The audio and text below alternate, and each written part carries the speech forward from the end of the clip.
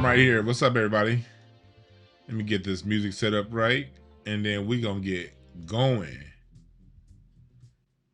What's up, everybody? Everybody. We have applause. Let me see this. Man, that applause was weak as hell. I didn't even know I had an applause, but let me hit that applause button again. Man, that shit weak. Sound like 6 niggas is here and 3 of them not clapping.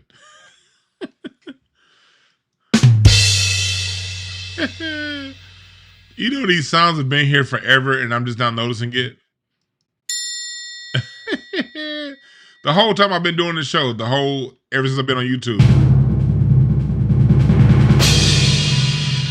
All them sounds have been there and I did not know that. I never played any of them until just now.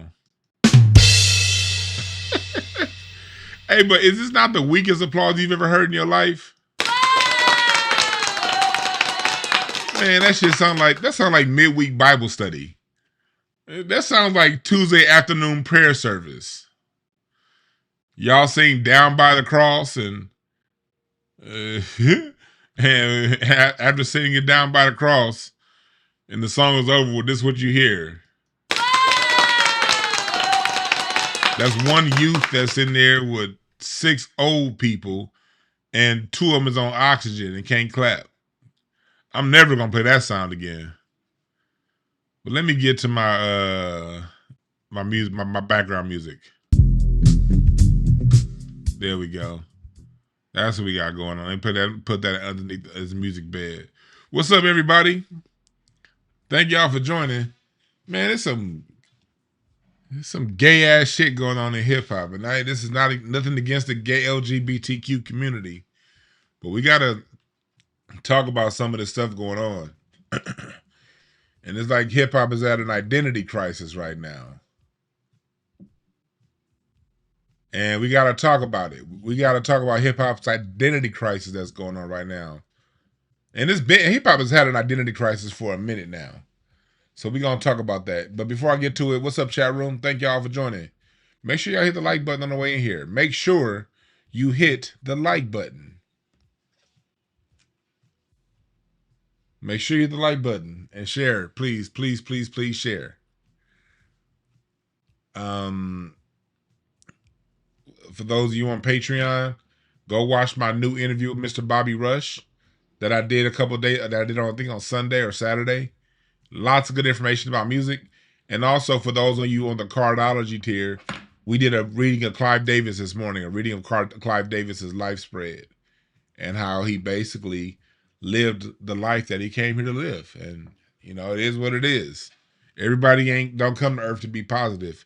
There's some people who come here to be jerks and disrupt things. And if that, based on Clive Davis's cards, that was kind of his pathway, his purpose here. And he did that well, regardless of who had to pay for it. He roughed things up and messed things up pretty good, but that's what some people come here to do. Everybody don't come here to be positive lights among the world. Some people come here to fuck things up. And that's exactly what he did. We got to see a little bit of that, get some insights in his cards. Yeah, that's right. Clive Davis was a villain in his life, and he played that villain role well. Every movie needs an antagonist, Your own personal life, we all have challenges. Life isn't all peaches and cream. Life is full of challenges, but it is in the challenges that life present us.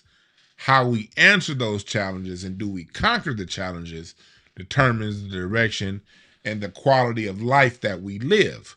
We all got challenges in life. The key in life isn't to sit there and look at the challenge and be like, oh, you're wrong for being a challenge. You need to like me and love me. Nah, knock that challenge in the nose. Punch that challenge in the nose. Jump over it, go around it, go under it. Parliament told you in One Nation Under Groove. So wide you can't get around it, so low you can't get under it. So high you can't get over it. So this is a chance. This is a chance to dance our way out of our conditions. That's what the song One Nation was about. Sometimes the oppression, the BS, the roadblocks in life is too high to get over, too low to get under, too wide to go around. But there's another way. You can dance your way. Dance your way through the molecules of wetness like a seal through seaweed. That's an e-weed, seaweed. As Funk Parliament says in the Motor Booty Affair, Aqua Boogie. You can dance underwater without getting wet. So that's what this is about. That's what life is about. Not to judge the challenges as these great things. No, you figure the challenge out. And that goes into what we're dealing with today with hip-hop's identity crisis. Yeah, Talib, she said I used to like Talib. For those of you who know, I had an interaction with Talib a few years ago on Twitter. And we'll get into that story later on.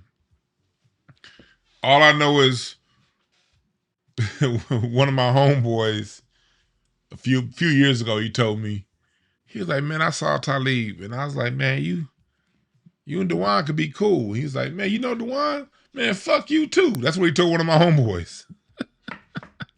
This is like 3 or 4 years ago. A long time ago. Because me and him went at it on Twitter like during the pandemic or just after the pandemic. So, and I saw Talib about 2 years ago at the comedy club. He was there with Dave Chappelle. And he looked up and saw me. I was gonna walk over to him and be like, man, whatever, that's some Twitter shit. I don't give a personally, if I ever cuss you out on Twitter, I don't remember that. Nothing. If I cuss you out in here, I live in a world where the internet's the internet and life is life. And the internet's the place where you go to have fun. He tried to say something about my weight. I talked about his mama. Why not? You don't come at me. You don't go at nobody unless you're willing to take whatever comes back. And he thought he was gonna say a funny, and I said something 15,000 times funnier. And he's been taking it personal ever since. So when I saw Talib in the comedy club, it was one of them situations where he was looking down on his phone. He looked up and saw me, then looked right back down.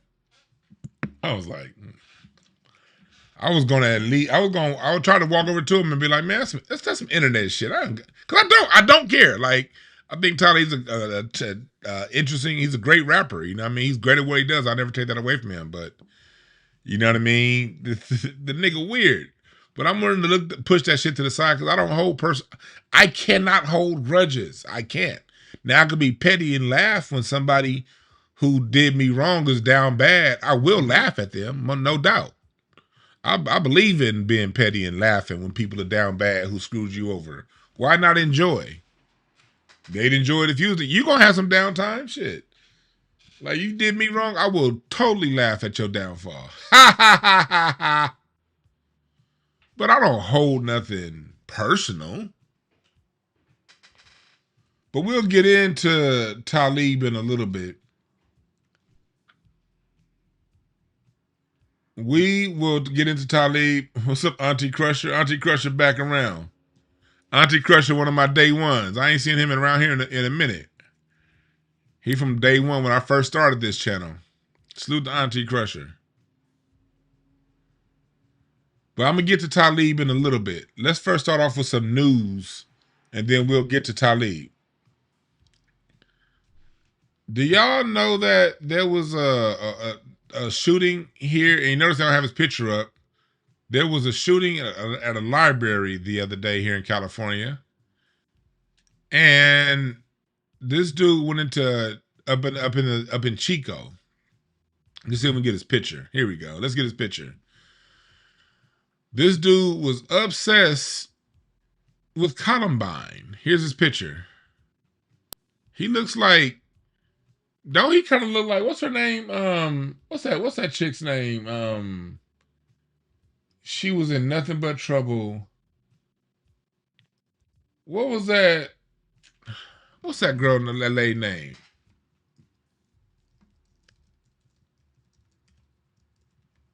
What's that girl name? Demi Moore. That's who it is. Don't this dude look like Demi Moore a little bit? So this Demi Moore looking white boy went up into a library.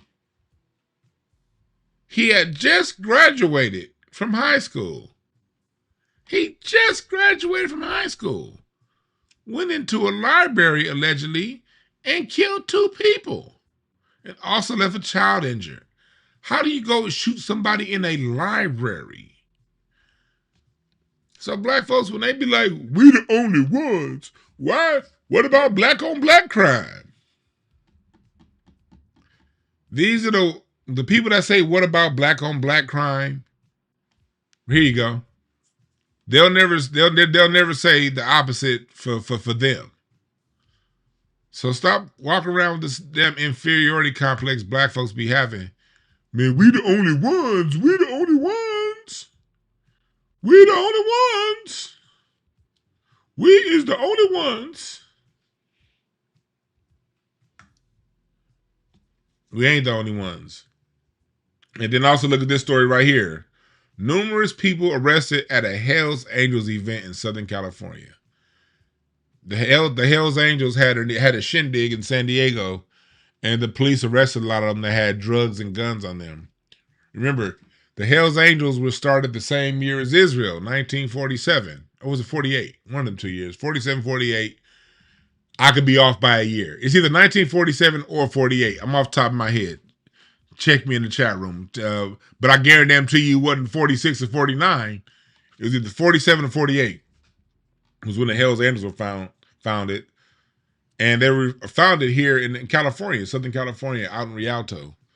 So when y'all go around talking about the gang violence in California, what's up with the gangs in LA? The Crips and Bloods don't run shit. The Mexican Mafia don't run shit. The MS-13s don't run shit. The Mexican Mafia dudes get their direction from the Hells Angels and from the white supremacist gangs within law enforcement and outside of law enforcement. Okay? Make that very clear. The Hells Angels are the #1 gang.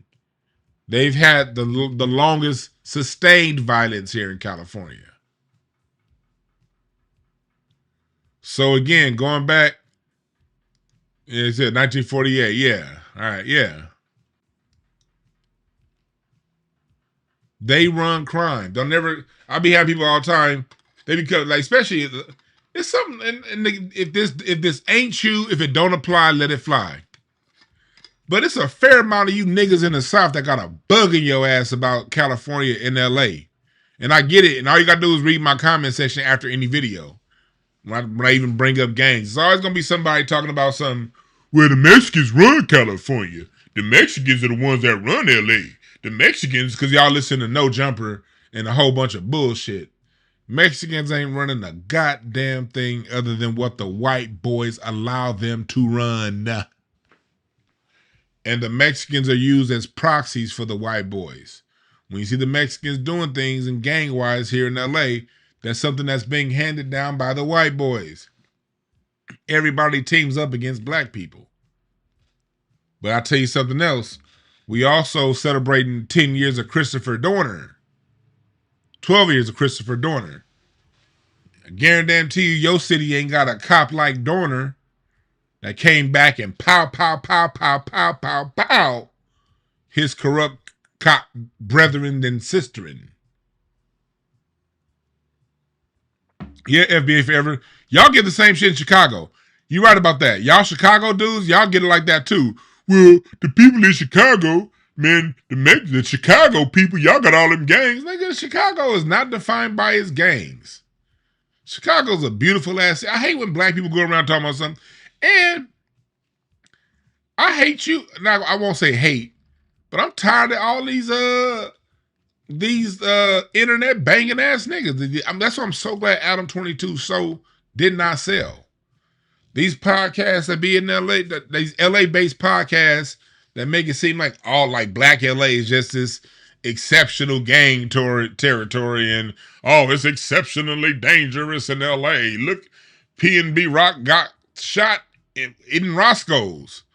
Well, I don't give a damn what country you in. If you wearing $50,000 worth of jewelry around poor people, you can be in Afghanistan, Uzbekistan, Portland, Oregon, Portland, Maine, nigga, Argentina, Mexico, Sudan, South Africa. You wear $50,000 in jewelry around poor folks, somebody's coming to get it. But they'll go around and be like, oh man, you can't go outside in LA. The black gangs in LA. The black gangs, the black gangs, the Crips and the Bloods and the Crips and the Crips and the Bloods. Bloods and the Crips. Bloods and the Crips ain't got shit on the motherfucking Hells Angels. I know a goddamn police officer who's now retired, who's also a biker. And he told me out of his own mouth, when the LAPD biker gang, like the off unit, now you're talking about when they're on duty. I'm talking about because, like, it's like any other job you have. You have a job. People at your job, you hang out with on weekends. So there's a section of LAPD officers that got their own biker, like, little crew. And I knew somebody that was in one of those crews. And he told me out of his own mouth that when they're on the weekend, they're going through Ventura County, they got to call and ask the Hells Angels for passage through Ventura and through Santa Barbara County. Facts. I got that from somebody that's in one of those biking crews, who's now a retired, and this is a white dude. That's how I be knowing about them. I've always known enough white folks that'll tell the truth. This is Ventura County. You leave LA, you go through Calabasas. This right here.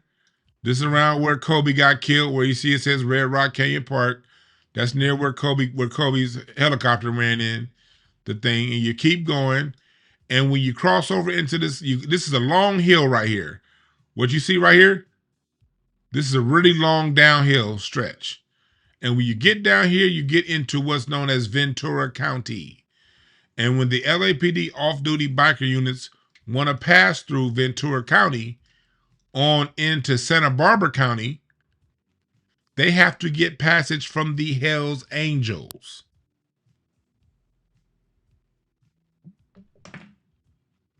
So don't let these jive-ass niggas go around making you think that we just some exceptionally bad group of people. This is gangland, nigga.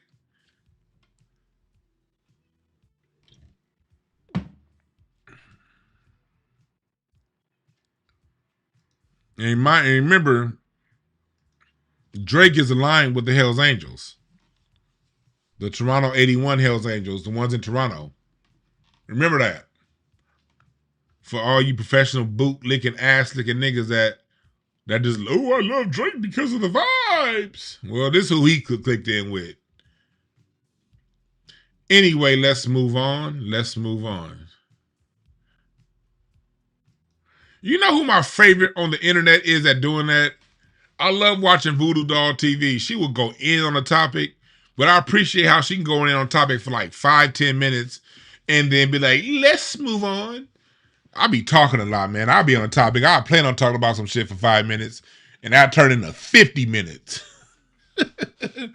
Salute to Voodoo Doll TV. But I saw this on TMZ right here. This is that rapper Plaqueboy Max. We're now talking about the hip-hop identity crisis. We're going to get to this. We're going to talk about the trans rap.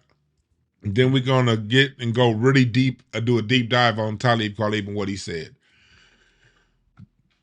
But I want y'all to listen to this right here. If I'm stroking the ground or doing some wild nut shit or twerking, why don't we twerk?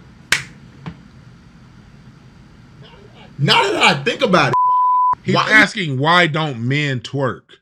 Men don't twerk because twerking is a dance that is inviting somebody to your ass, the backside of you. That's why women twerk, so men can see all that jiggling and how it's shaking. That's why women twerk. Only reason why a man would twerk is if he's inviting a dingus to his ass. Now, if that's your lifestyle, that's your lifestyle. But in a nutshell, no pun intended, in a nutshell, that's why men don't twerk. Straight men ain't inviting nobody to their asshole. That's why men don't twerk. But let's keep going. I want y'all to listen to this. Is twerk a gender neutral dance? Twerking is the only gender neutral dance. I'm tweaking. He said twerking is the only gender neutral dance. This nigga don't know what then gender neutral means. Gender neutral means it's neutral and it can go either way. He means to say this is a gender specific dance. He's trying to say this is a gender specific dance, but because he's an idiot, he's saying then gender neutral. Listen to this again. Twerking is the only gender neutral dance. I'm tweaking? Yeah, you tweaking. Bro, I'm not gonna lie. I never even thought about that shit. Like, that is the only gender neutral dance, bro. Everything else we share. If I'm stroking the ground or gender neutral means neutral. So but this goes to the kids. This is who the kids are listening to. There's been a strong regression in smarts. Has hip hop lost its soul? Hip hop used to be a very highly intelligent form of music. You listen to the stories that Ice Cube wrote. You listen to the vocabulary of Wu-Tang. You listen to the thoughtfulness of Chuck D. These were learned, literate, well-read people, even if they didn't finish high school. These are very learned people. The forefathers of hip-hop. Melly Mel. Perspective. Now it's gotten to the point where this dude don't know the term of gender neutral versus gender specific. Oh my God. Just a dumbass nigga. And we have a raffle going on right now for the Black American Music Family Tree artwork. I'm going to sign this. I'm going to sign it for one lucky winner. And then for the people who have $100 donation and higher, you're going to get a photo paper version of this regardless.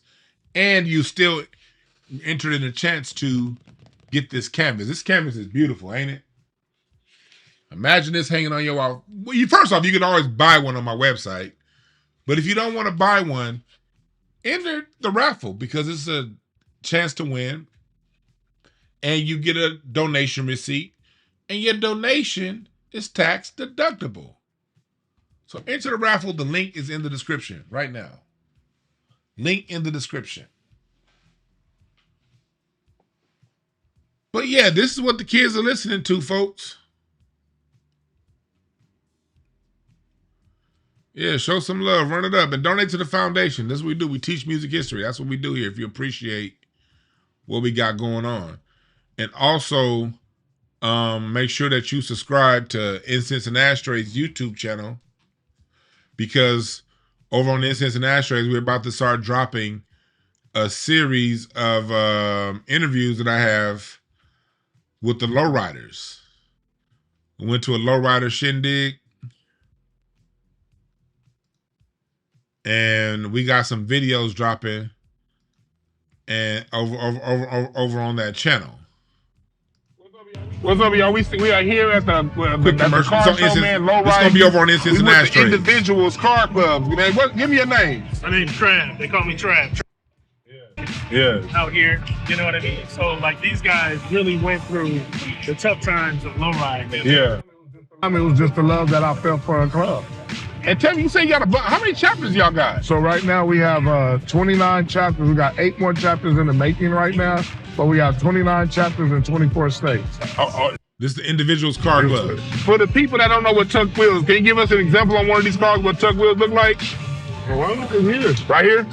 This is for people who don't know. So tuck right here. Right there. So that's a tuck right there. That's a tuck. That's a baby tuck. A baby tuck? That's a baby tuck. Yeah. 3 inches. You know. Okay. Yeah, you can go from 1.5 inches all the way up to 4 inches. Okay, that's it right there. And that video is gonna be dropping over on Incense and Ashtrays later this week. That interview. And I interviewed a bunch of car clubs. We got the original people who the brother you see one of the brothers that you see right there. He's the first person to weld a frame. On the lowriders, the reinforced framed. We got the people who learned, who created tucking the wheels, all kind of culture. And this is what your foundation donations help me do. They help me go around and document the culture. All right. So make sure y'all go ahead and subscribe to Incense and Ashtrays. That video is going to be dropping those. Not just that one. I got about 4 or 5 interviews from different car clubs. Those interviews are going to be dropping over on Incense and Ashtrays week by week, all right? Let's get back to it. So we're dealing with that right there. You got on one hand them talking about the men twerking. No, men should not twerk. No. And then it goes here. All right, if you want to go to my site, go to DewanB.com for the frame pictures. Go to DewanB.com. Let me show you right here. I would love if you just go ahead and bought one, but internet. If you go to DewanB.com, these are the frame canvas. It depends on the size. If you want, you can go to Dewan. And I have Afterpay signed up on my website, so you can get it all in 4 payments. You select the color. I like the brown frame personally. And then you select the size. 9 by 12. And the biggest is 18 by 24. 16 by 20. The one I just showed y'all was 16 by 20. This is a 16 by 20 right here.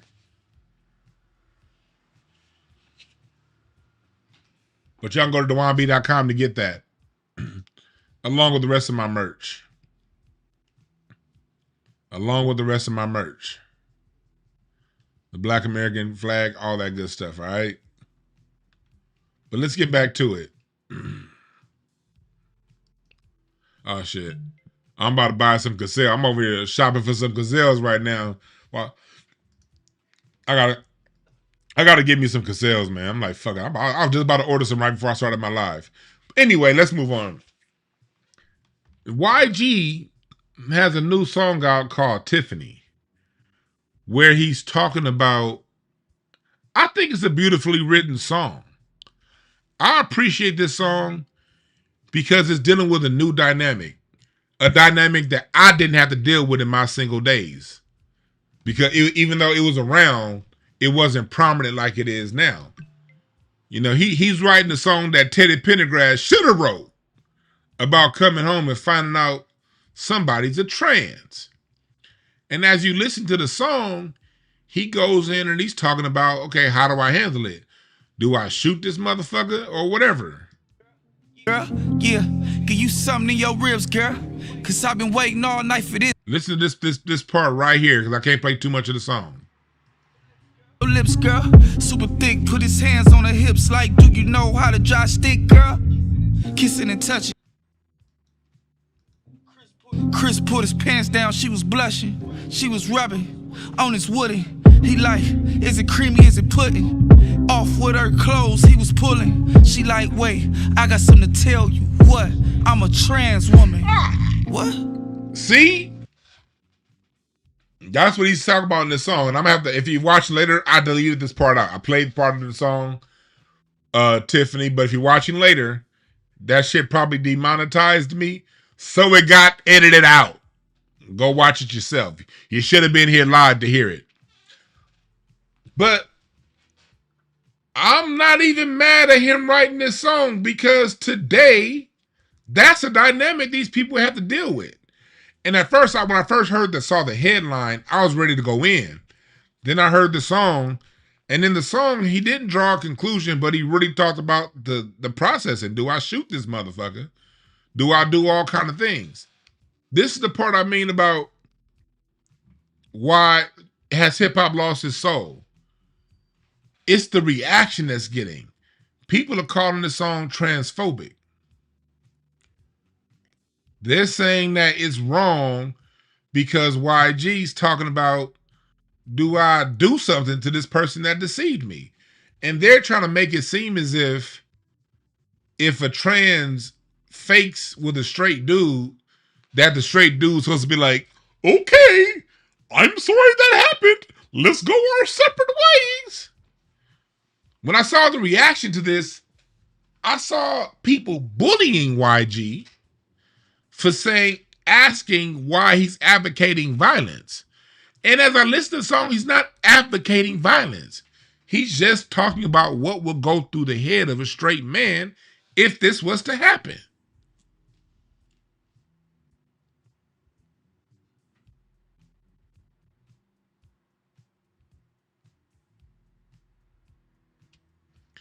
Yeah, the Far Side did have something to say about this. All I say is this: when it comes to music, music is supposed to reflect the environment that you're in, the world that you're in. What's up, Lady Hotep? And this song is reflective of today's times, similar to Fuck the Police being reflective of 1989. Sometimes it's going to be some songs that shock, but it is in alignment with the lay of the land today. So I'm not mad at YG for writing the song, because this is something that straight men have to deal with. And it's something that we shouldn't have to deal with. And we shouldn't have to get bullied by the community because a man has thoughts of whooping somebody's ass. Let's tell the whole truth of what it is. Anybody out there trans listening, or trans apologists, or any of that shit, let's get out this Disneyland that you motherfuckers been living in because society has said everything's okay. No. If you want to be a trans, that's fine. If you want to be a chick but still keep your wick, cool, whatever. Be honest. That's all people are asking for, is honesty. How do you wait until y'all get to the bedroom to let the dude know that you a man? And let's tell the truth. And I've heard this from people for years in that community. These trans folks, they get off by tricking straight men. That's something I've heard plenty of people from the LGBTQ community say. They be getting off by tricking straight men. And then every now and then you get a lesbo to jump in, and then she'll be like, well, man, you knew that was a woman. You no, most niggas don't pay that. Niggas is looking at ass and titties and maybe the face. Niggas, at least my generation, you ain't really checking for that. If certain things is right in the body, you don't mind a horse face if it's just for a night of fun. You still expect it to be a woman. Now, it is dudes like Dwight Howard that like this shit. It's dudes like most of these rappers that like that shit. Tell them, just be like when y'all in a club, be like, I'm a man. Just do it. You know, you can talk like a woman all day, but right before y'all get in that car, right before y'all get in that Uber, just tell the motherfucker, you know I'm really a man, right? And do it then. That's respectable. And the truth is, half of these niggas, these Eddie Winslow niggas, y'all be hearing Eddie Winslow talk about this. What's his name? The dude that play Eddie Winslow? Eddie Winslow be into that shit. Y'all got Dwight Howard into that shit. You've got like 60% of these rappers into that shit. It's plenty of suitors. There are plenty of suitors that don't mind.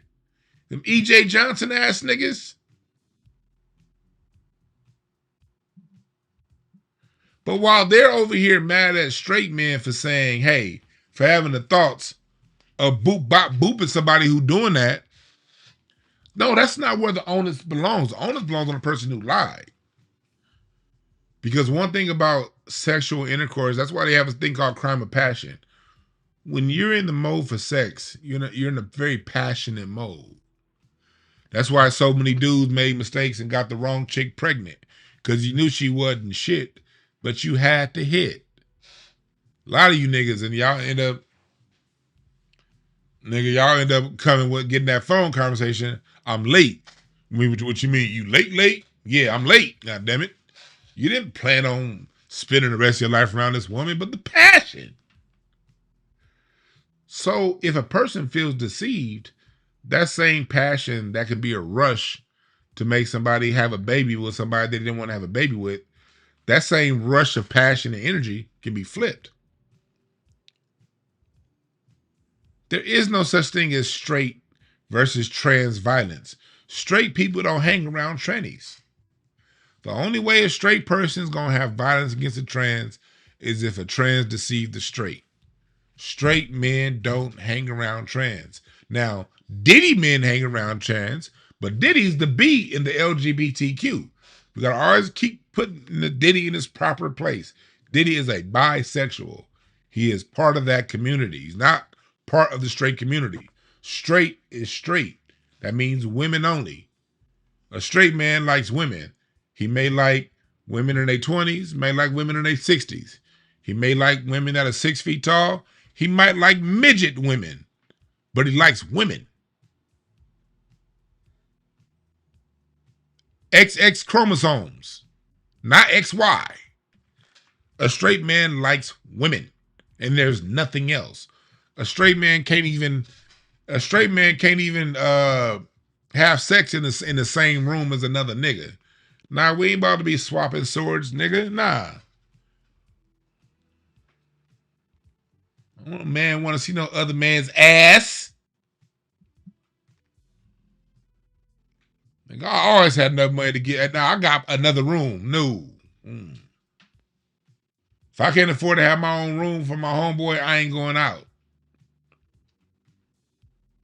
The straight is straight. There is no deviation from straight. The minute it gets wrinkled, it's no longer straight.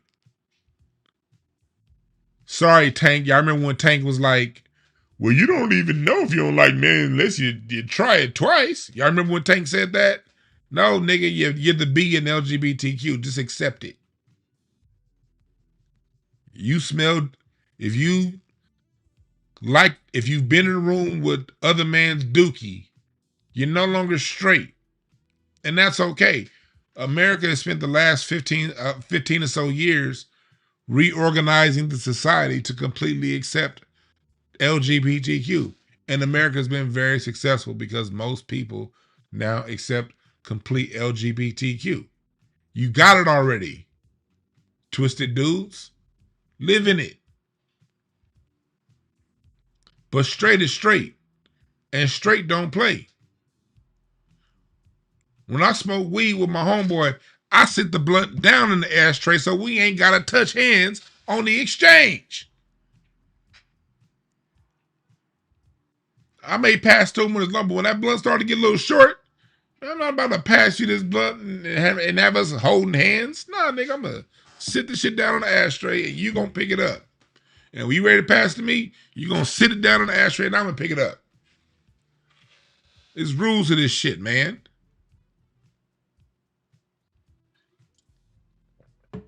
And again, nothing wrong for anybody that likes it any other way. But y'all got to stay in your own category.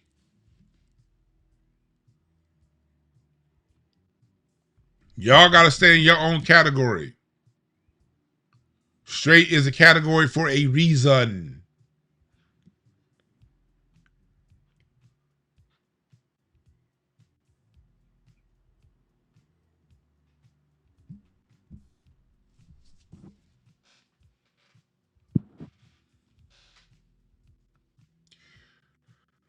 I'm not really big into YG's career. I do appreciate the writing on this song. But the conversation about it and around it, nah. He does have the right to question and have rage in his mind. That's a rageful situation. And I think it should be against the law to trick people. There really needs to be a law that if a trans people can't trick straight people. There has to be protections for straight men. There has to be protections. At least the protection of if somebody that sees me, I could whoop their ass without getting 20 years in jail. I ain't saying kill nobody or nothing like that. Nah, I don't want nobody dead. But if somebody get tricked, you should be able to whoop their ass with no consequence. You mean to tell me you a dude? Ah!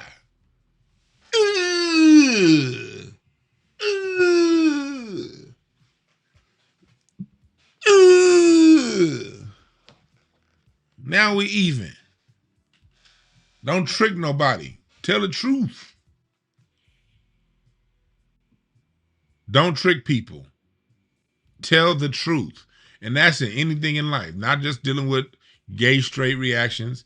If you dealing with a woman and you know she don't want a kid, she don't want a man with a kid and you got a kid, tell her that you have children. If you're a woman and you got some kids that you let go to adoption because you don't want to raise them, tell that nigga so he can know that you crazy. I'm just playing. I'm just playing. But if you the kind of dude that you want to have a polygamous relationship, be straight up with the woman. Don't be down with the polygamy, but telling her she the only one. It all comes back to honesty, even amongst straight people. Be honest about your get down. Be honest about your get down, whatever that get down is. It's all good. There is somebody for everybody. Yeah, that should be a form of rape. That really should be a form of rape.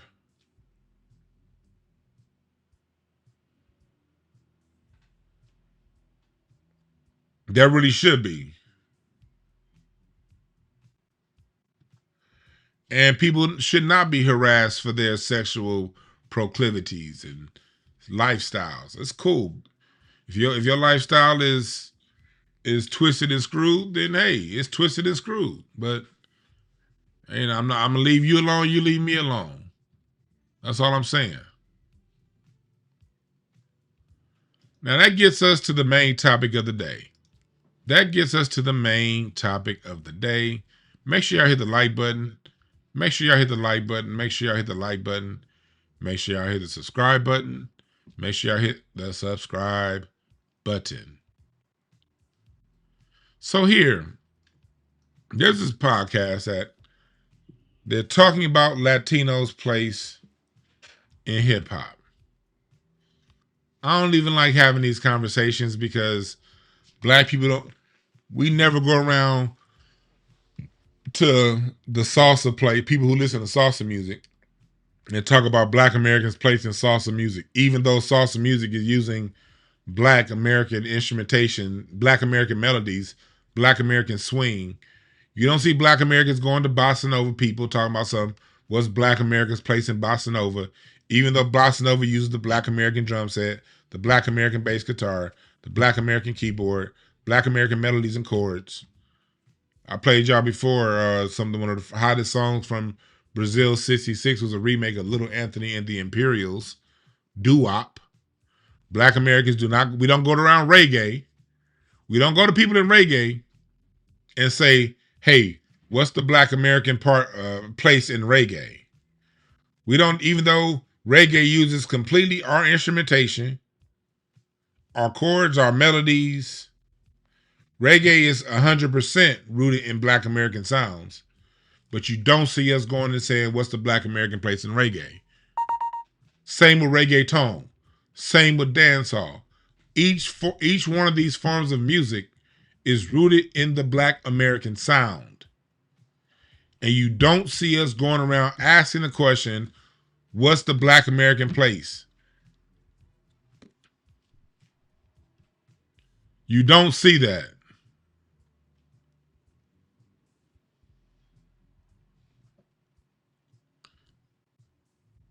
Who's this dude talking about Planet Asia is better than 85% of West Coast artists? So? That's your opinion. That's your opinion. I went to go see Planet Asia last year at the Ford Theater. Don't come in here saying dumb shit if you want to be taken serious. We talking about this right here. We ain't even talking about no coast. You see, y'all chat room, y'all see what I mean? We ain't even talking about no coast or nothing. We're talking about hip-hop as a whole. And this dude talking about something, this coast is... This is why I be avoiding the hip-hop topic, man. Nigga, hip-hop talk is so simple and lame-brained these days. We can't even have a conversation without somebody bringing up a coast in the chat. Calm down. Shit. Jesus.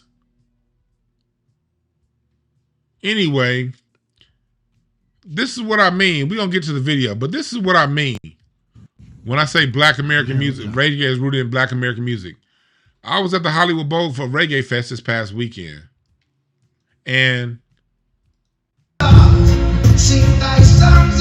went to go see Ziggy Marley. Look at this setup right here. You see those horns? 2 saxophones, a trombone, and a trumpet. This is the Ray Charles setup. We're supposed to be listening to reggae, right? Look at this. A keyboard, bass, guitar, horn section, background singers. That is the Ray Charles setup. Ray Charles standardized this setup in the early 60s. Electric bass with electric guitar, horns, background singers. This is the Black American setup. There are no native Jamaican instruments on this stage right here. The saxophone is native to Europe, but the sound of the saxophone came when Coleman Hawkins, when Black Americans picked up the saxophone. That's when it became a useful instrument. The saxophone was a dead instrument until Black Americans picked it up. Coleman Hawkins, Lester Young, Charlie Parker. That's when the saxophone became a thing in the 1930s. This is a complete Black American setup. While they're playing Jamaican music. I want y'all to be very clear about that.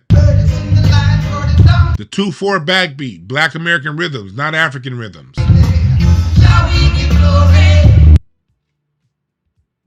But you don't see Black Americans going around saying, what's the Black American place in Jamaican music? We don't do that.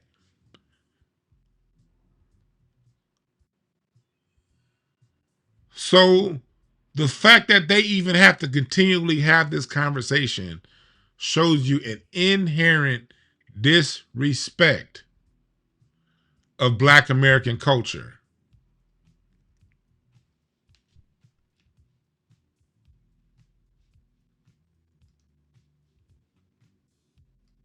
They do think growing up black make them hip hop. Let's see, let's go back and listen. And I said, y'all got pull over. Yeah, get out. You might as well just let me out the car. Let me out or you get out. Nas isn't that phenomenal of a rapper. It was something like that. Let me see, let me go back to me. I was sitting in the car with somebody and they told me Nas don't got this and that. And I said, y'all got pull over. You. Get out. You might as well just let me out the Let me car. out or you get out. Nas isn't that phenomenal of a rapper. It was something like that. I said, yeah, just let me out the car. We was on the highway. I said, y'all just walk.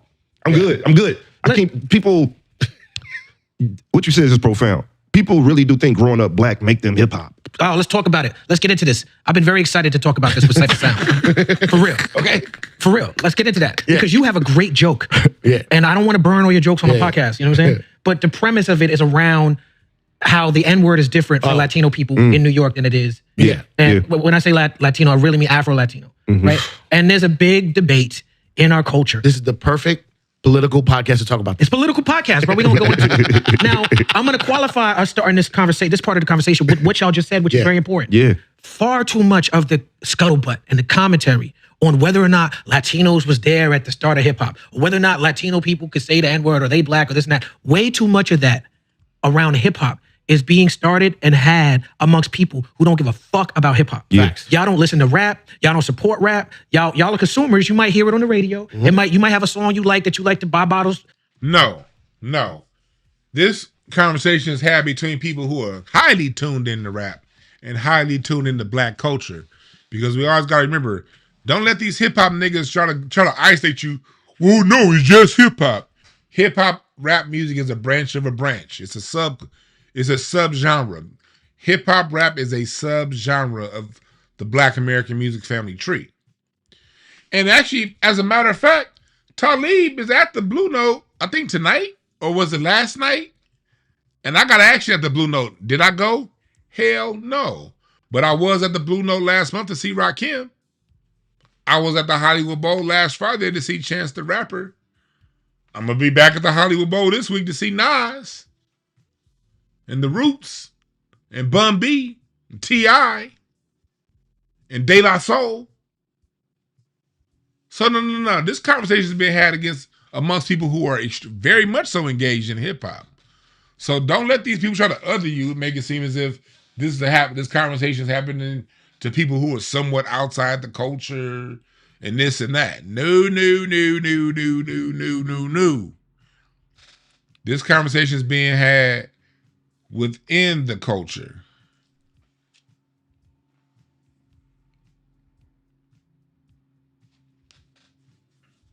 Let's keep going. At the club with your girls. You can't be a part of the goddamn weekend brunch crew trying to determine what's culturally valid. What we do in hip hop, bro. In the creme de la creme of hip hop. What we've been doing in hip hop. Nigga, you just passing through. Yeah, J. Rue, we had him on the podcast. That episode's not out yet, but he said hip hop is urban New York City culture. And I agree with that because that encompasses everything. And it's for everybody, right? It's not just for, but that's how it starts. So at the start of it. No, that's another thing the guy keeps saying. Hip hop is urban New York culture. No, New York hip hop is 100,000% urban New York culture. That's very true. New York hip hop is very much so New York urban culture. Hip hop out of Oakland is 100% Oakland urban culture. When you listen to Too Short, and I broke this down a few months ago. When you listen to Too Short, when he was rapping, Too Short started rapping the same year as LL Cool J, 1980. Too Short said that they weren't doing nothing New York was doing at all. In Oakland, what Too Short was doing was going through the neighborhoods and he was making mixtapes, rapping about the drug dealers on the corner and making tapes for them so that they can buy and play their own tape. That's what Short was doing. Short was rapping about what was going on in Oakland and the culture of Oakland. In LA hip hop was about the culture of Los Angeles. And this isn't unique to hip hop. This is why I always say hip hop, no disrespect, but too many people talking about hip hop are a bunch of dumb motherfuckers. You don't get a new set of rules because you like this thing. The rules apply across the board. Music is a sonic interpretation of your immediate environment. All sounds are regional. Jazz is regional, blues is regional, rock is regional, rhythm and blues is regional. Every sound is regional. And the sounds take on the environment of the region it sits in. So, although New York was the first to spark what we now know as hip-hop culture, the way that spark manifested in LA is completely different. New York, they used to they did the up rock. You know, LA had the LA lockers when y'all were, when New York was breakdancing, LA was pop locking. Both breakdancing and pop locking are derivatives of James Brown.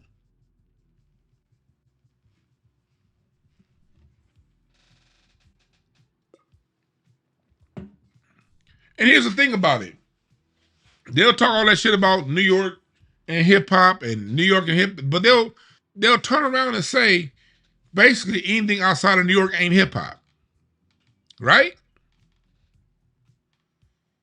But Oakland is what taught hip hop how to get it out the trunk. LA is what really took hip hop international.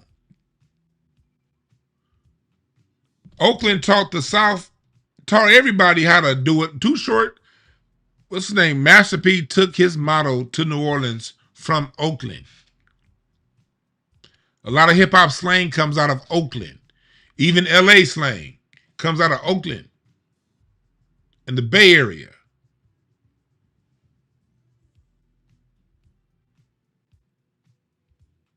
So to make a blanket statement and say hip hop, no. New York hip hop is New York culture.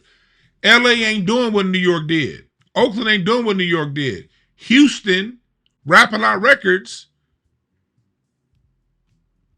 Scarface, Willie D, they ain't doing what New York did. It ain't no New York midgets in hip hop. Bushwick Bill come from Houston. The UGK had their own thing. Port Arthur, Texas ass niggas.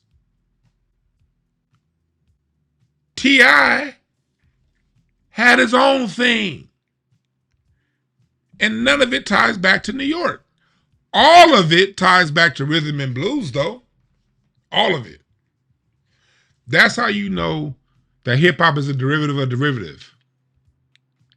Because whether you're the Bomb Squad producing in New York or you're Dr. Dre producing in LA, y'all both sampling Parliament Funkadelic. Whether you Chris the Glove out of LA or Grandmaster Flash in New York and you DJ, you're both a DJ in James Brown. The common bond is the rhythm and blues, not hip hop.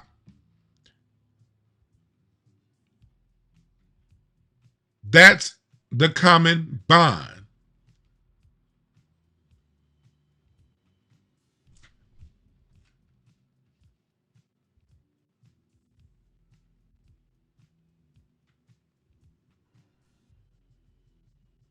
Yeah, no one's doing what Razzcast did.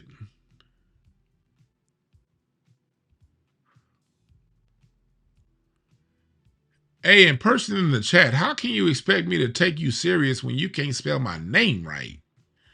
Bruh, my name is the channel. All you gotta do is look.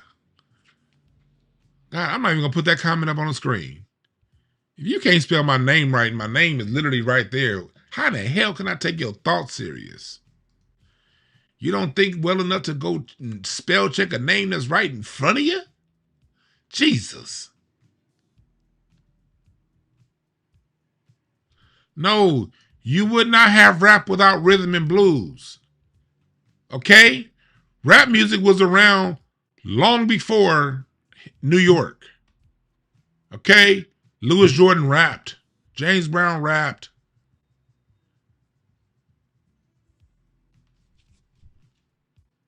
What made hip hop take off was the fact that it was easier, it was a cheaper sound to produce.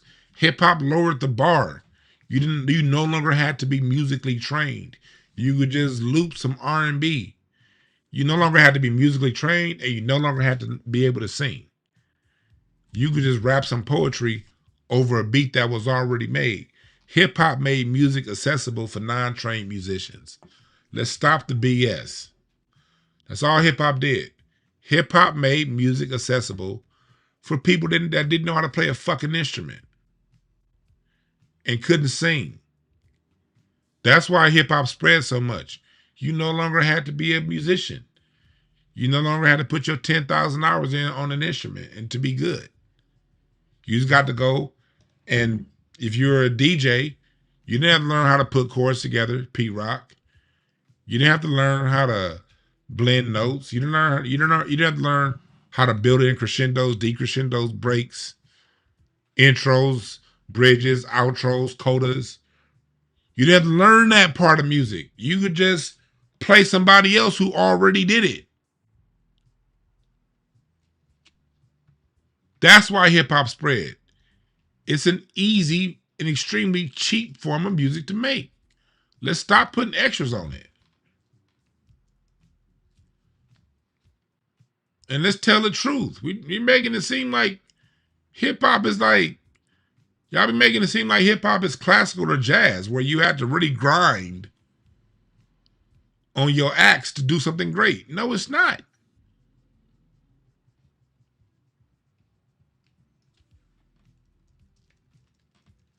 You didn't have to spend 6 hours on a break trying to get it right. And musically, you just take somebody else's work and rap over it. Hip hop didn't create this on its own. This is hip hop right here. If you didn't want to be in here, I know you got soul. You take that, a DJ just takes that beat and you take the voices out and somebody raps over it. The nucleus of hip hop is the rhythm and the blues. It's not a root form of music.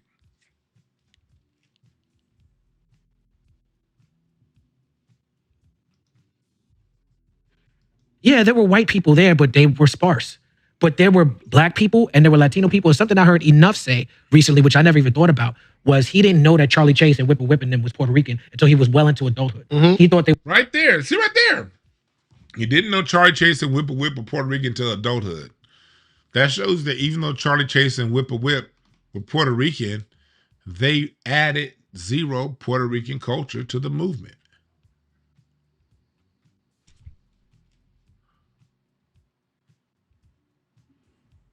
The argument isn't whether or not Talib is FBA. Let's stop that. Let's stop that. I understand FBA because I'm 100,000% in alignment with the FBA movement.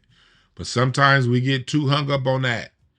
Because you get so hung up on FBA, you forget that there are FBA sellouts too.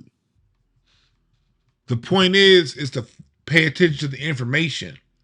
Correct the information, whether the person that's wrong on the information is FBA or not. It doesn't matter if the person that's lying on hip hop is FBA. What matters is they're lying on hip hop or they got something incorrect. Fab Five Freddy is non-FBA, but he'll be the first to tell you that hip hop is an FBA movement completely. Fab Five Freddy's spoke extensively because his family was cool with Max Roach. He speaks extensively about it being Black American. So let's stop the arguing in the chat. That's where those of us as FBA, that's where we do get to tend to sound crazy. And people who are not part of it, they'll use y'all as the fringe. See, FBA people, all they do is attack. And I hear what they saying, because sometimes it is. Sometimes it truly don't matter. Like, it's once you identify somebody who's saying some turncoat shit, they go into the same file, FBA or not. You all belong over here. Focus on the information because you need these talking points when people say these things. Because you will get a lot of FBA people who will say this stuff because so many FBA don't study our own music. When y'all see me teaching music history, it's not to prove Tether's wrong. It's not to show that we're better than immigrants. It's to put FBA niggas in check in alignment with who we are because most of us don't know. FBA niggas would be the first ones to be dead silent when Busta Rhymes coming in and talking about hip hop is Jamaican. Hip hop, Busta Rhymes said that in a room full of FBA people. Nigga, didn't nobody say nothing because they didn't know. We got to get our shit in order.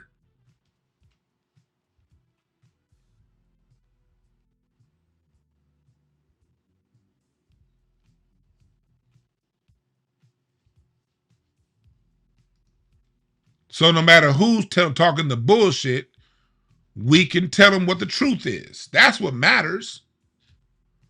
The truth is what matters. Not my truth, not your truth. There's no such thing as my truth, your truth. That was said by a bunch of niggas who was raised where everybody got a trophy at the end of the basketball tournament. There's no my truth, your truth. There's my opinion, your opinion, and then there's the truth. The truth is, all I gotta do is play the music to show you that all this hip hop stuff comes from R&B, which is rooted in blues. That's the truth. Whether I say it or not, all you gotta do is play the song, and I'll show you the sample, and you'll hear the roots.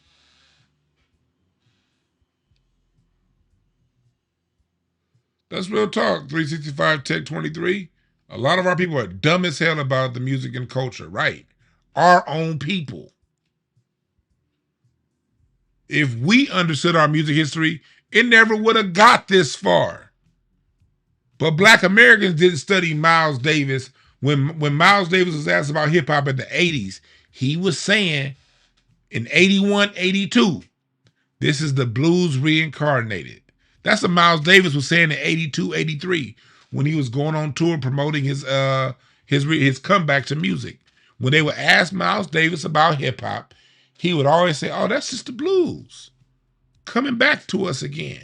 Max Roach. How many FBA niggas even know who the fuck Max Roach is? One of the most important drummers of all time. You get 100 FBAs in a room that are into this. We're talking about hip hop FBAs. You get 100 FBAs into a room. Out of them 100, they can all give you 5 beat makers in hip hop. And out of that same 100, maybe 10 are going to know who Max Roach is. That's an FBA problem, not a tether problem. You get 100 FBAs into hip hop, all 100 can give you 5 beat makers. Maybe 10 can tell you who Art Blakey is, who Max Roach is, who Tony Williams is, who Philly Joe Jones is. Y'all know the beat makers, but not the niggas that created the fucking beat. That's ass backwards. And then go around talking something, man, these tethers are trying to take our history. Nigga, you don't even know it. Shut up. Fuck out of here. Don't know who Chick Webb is. These are the people who, hell, I ain't even got to go back that far. Them same 100 black hip hop niggas that can give you 5 beat makers, they won't show love to Questlove, an actual drummer who creates beats from scratch. People act like the Roots don't even exist. The best beat maker in hip hop is fucking Questlove, because he the main one that play the goddamn beat. Hip hop, Questlove don't even get put in that conversation. Think about how crazy that is. An actual fucking drummer don't get in the conversation about beats. Wow. Wow.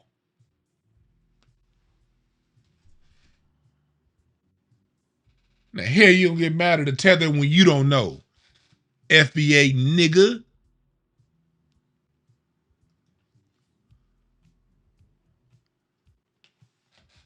Let's keep going. They were black because he said with Latino people, Puerto Rican people, Dominican people in the city, they be black, living in black spaces, but don't tell you they Latino, don't identify as that until you ask them. Clark Kent is Panamanian. Yeah. Clark Kent rest in peace, spoke fluent Spanish. That's right. So what are we talking about when we say black versus Latino? Bro, Latino as ethnicity is not even a race. They're white Latino, they're white Latino people, white Hispanic people, white, black Latino people, black. We're talking about because there is when you go and apply for government documents, they have Hispanic, Latino, white or non-white, Hispanic. It's a classification that's acknowledged in the United States. So it's disingenuous when niggas like Talib go around. See, Talib is one of them smart, dumb niggas. It sounds smart. It does. Sounds real good. Fact of the matter is, the United States literally distributes resources on these classifications. they define themselves differently on paper because as Dominicans, as immigrants, they get resources your black ass don't get, dummy. Yes, they come and party with your stupid ass and have a good time and then go back to being their race. And when they go to their goddamn application, I Hispanic, I am an immigrant. And they get immigrant taxpayer dollars that your black ass can't get, nigga. Smart dumb niggas. Smart dummy. It's about dollars and cents, nigga. And I think it's disingenuous when an immigrant sits next to a black person and don't bring that up. Because you know your family got that bodega of taxpayer immigrant funds that's set aside for people who are first generation to this country. You know that's how your daddy started that bodega. You know the reason why he got a medallion to be a taxi cab driver in New York was because he wasn't black American. Because those people who hold those taxi cab medallions sell them hoes and pass them hoes around to other immigrants. The fact that he's an immigrant is how he became a taxi driver. Because if he was born and raised black American from the South in New York, he wouldn't have got one of them medallions to be a taxi cab driver. This shit's real.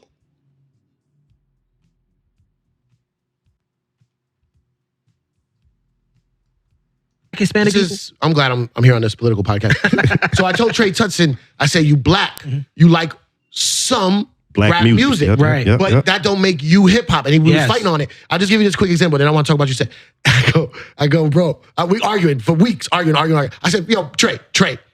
I go, what did you wear at your wedding? He goes, I wore a suit. And I said, you wore shoes, right? You wore hard bottom shoes. He goes, yeah, of course, it's my wedding. I said, I wore custom made Jordans. I'm hip hop. With my man. name. That's right. And my wife's name on the. You not on the hip hop. And then I go, what song did you walk out to? He said, I think it was like a Luther Vandross something or other. I said, that's a beautiful song. Beautiful for a wedding, marriage, love. I walked out to Noriega, banned from TV. Bro, he said, he went like this.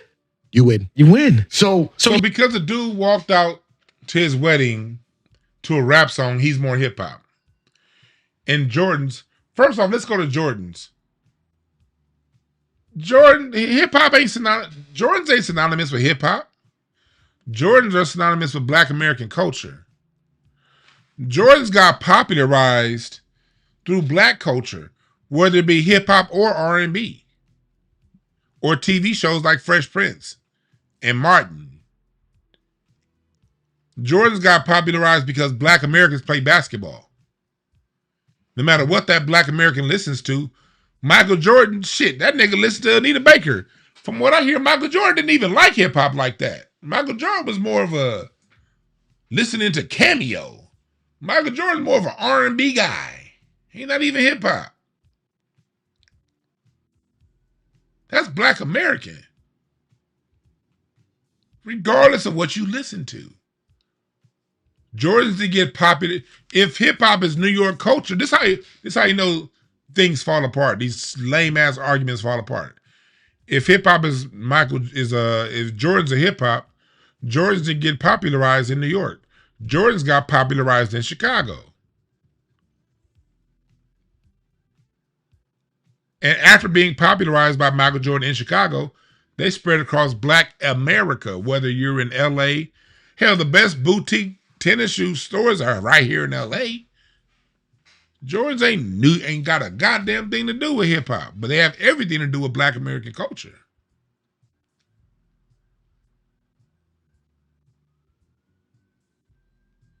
Cornballs.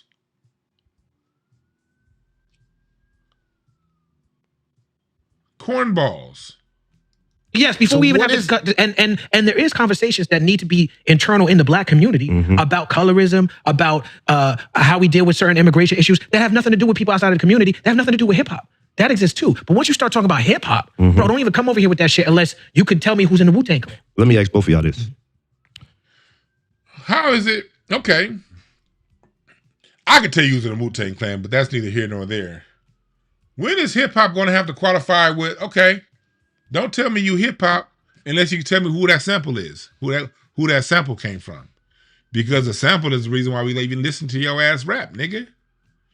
Think about it. If it weren't for the samples, it weren't for the music, would you listen to rap? The answer is no. And the evidence is, don't none of you niggas know a Tupac poem. Tupac was a poet. Go ask 10 hip hop people to recite a Tupac poem. I guarantee you none of them, absolutely none of them can. Go ask 10 Tupac fans to recite one of his poems all the way through. Can they do it? No. Because no one cares about poetry and rap until the beat is mixed with it, until those melodies from the music. It's the music melodies that make you like the song.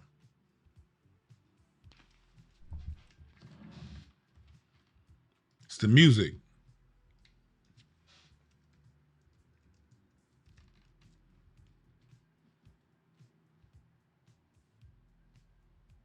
It's the music.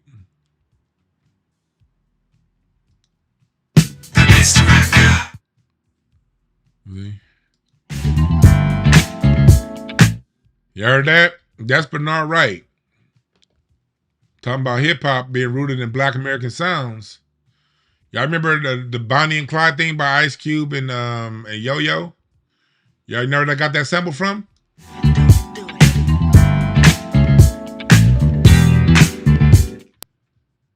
That's Bernard Wright.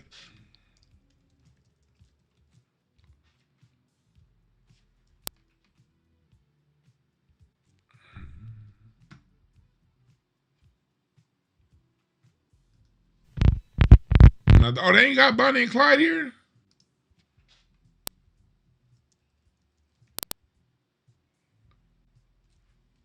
Yeah. Man, they ain't got Bonnie and Clyde on Spotify. They do not have the Bonnie and Clyde theme on Spotify. Damn it.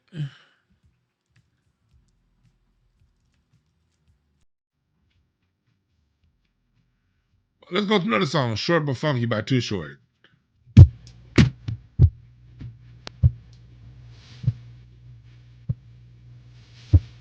That's Short But Funky by Too Short. That's what really got me into that song. Where did he get that from? Got that from Sky, a song called High.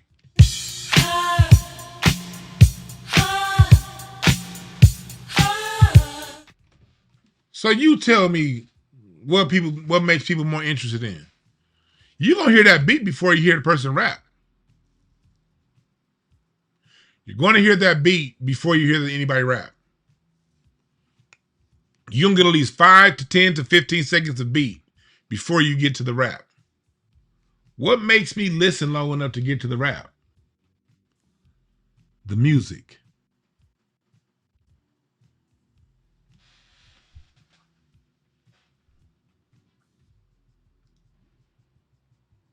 And this is true across regions. LA, Chicago, the South, New York is the sample.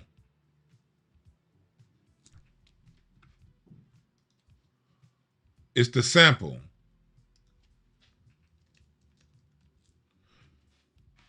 You got songs like this from 213.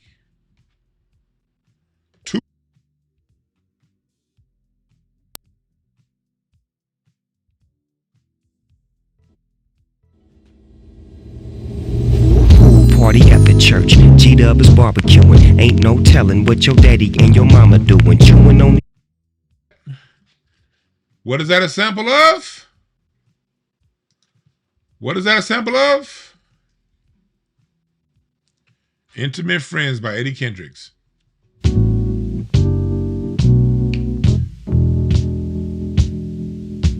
Kanye just sped it up a little bit.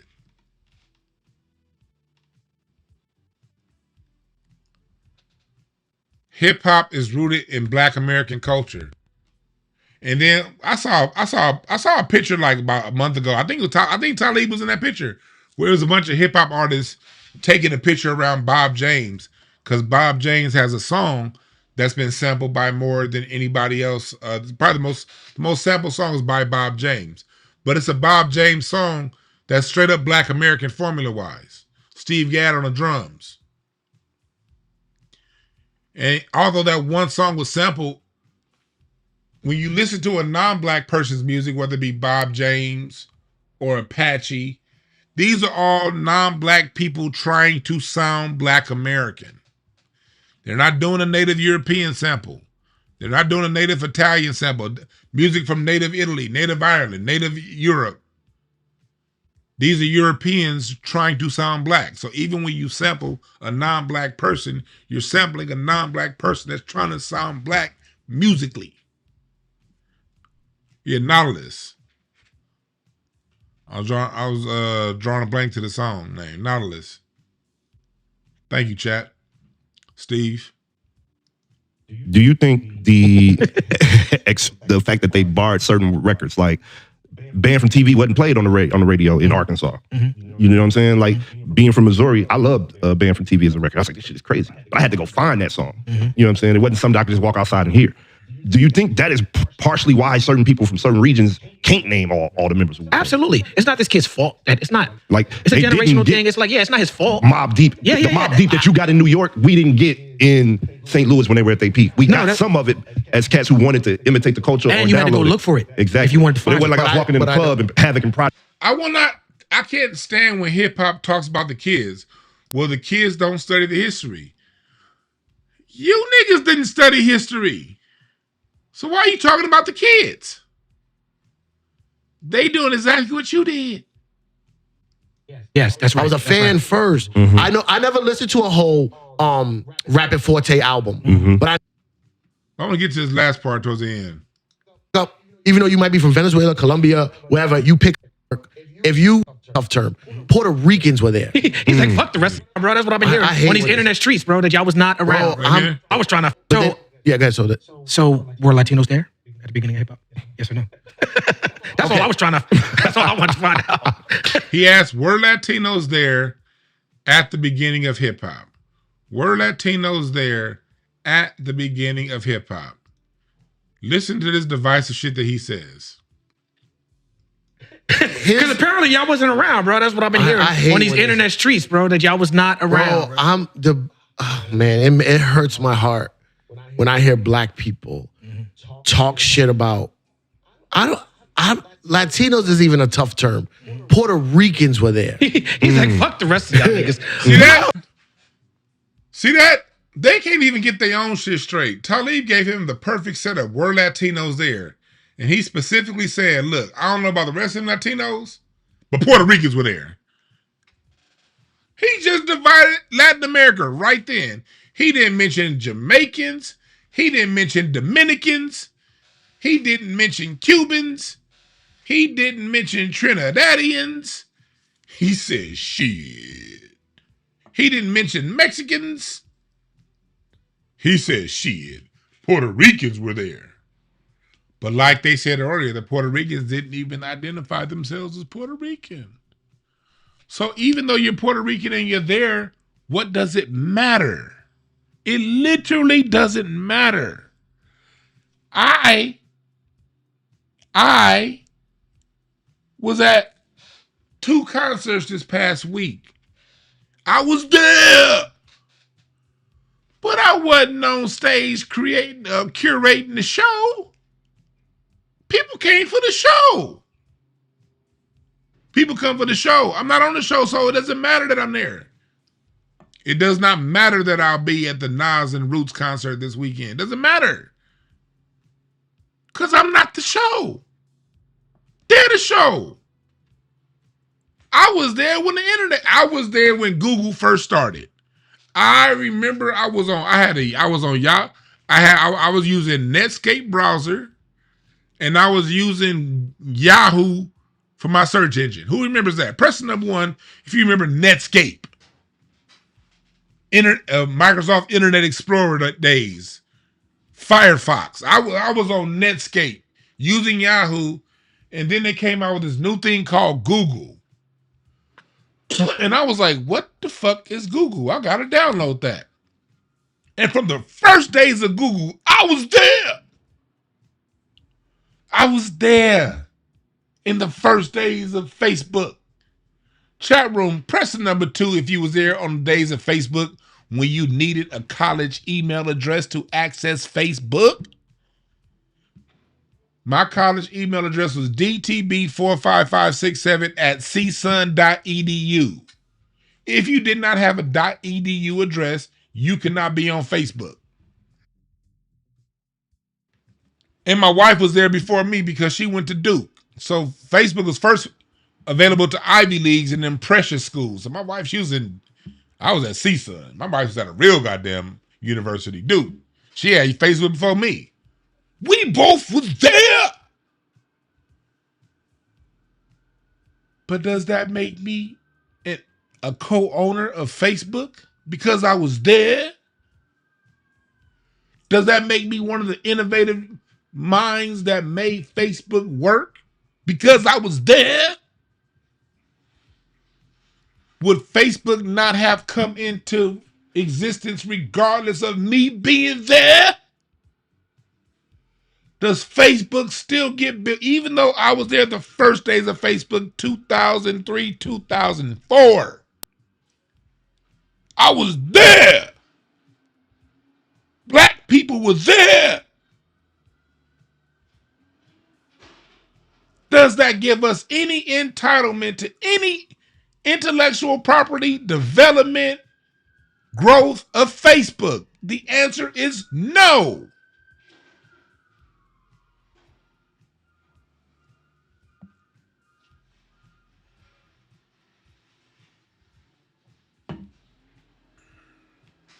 I was there at the beginning of MySpace too. I'm a millennial, nigga. I was there at the beginning of Yahoo Chat in the mid-90s. I was there, AOL Chat, AOL Messenger, Yahoo Messenger, Black Planet, MySpace, Facebook. These is all my young years. I'm there at the beginning of all that shit. I was there. Imagine me going to Mark Zuckerberg like, no, I was there. I'm part of Facebook. Give me some money. Give me some credit. Give me some acknowledgement and attention. Show black people love because we was there.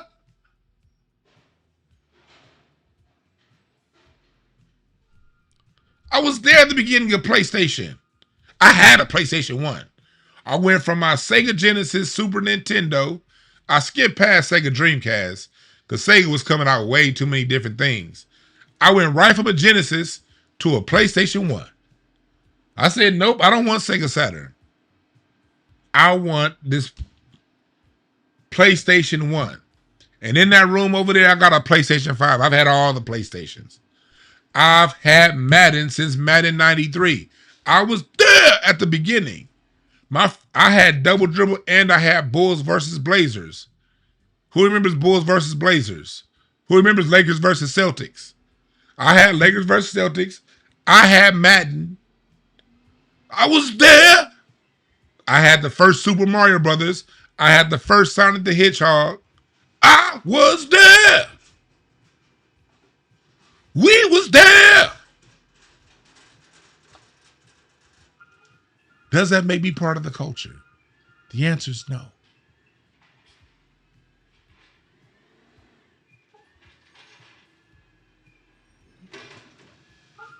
Puerto Ricans, we was sure- there, nigga. Like, I don't know what the rest of y'all I niggas don't know about you Chilean niggas. Nicaraguans, where y'all was at? That's a different know nothing about what y'all was These Nicaraguans. Nicaraguans. Venezuelans. but I'm sure, like, Puerto Rican culture in New York, if you Latino and you live in New York, you're going to get grouped up with the Puerto Ricans, and now it's different. Now it's Dominicans. Right. But you pick up, even though you might be from Venezuela, Colombia, wherever, you pick up New York Puerto Rican slang. Yeah. It's why, and I don't want to get too What is New York Puerto Rican slang? Niggas wasn't saying Papi Chulo in they raps. You may have had a song where you reference it just because it was funny. But LA hip hop, if all hip hop is let's break it down. All hip hop is New York culture. Why is it that LA hip hop didn't pick up Puerto Rican slang? Why is it that Oakland hip hop didn't pick up Jamaican patois? Bumba clot, nigga. Because each form of hip hop was cultivated and raised in its own region.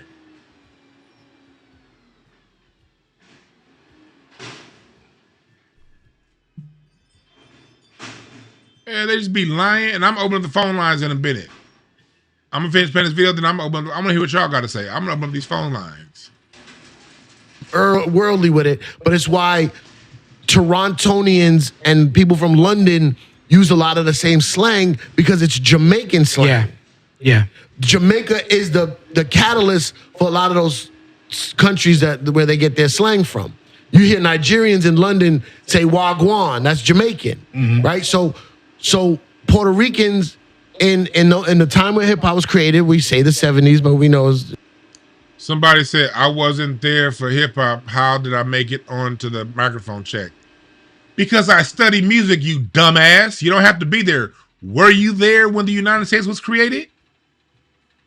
But you still know George Washington's president, right?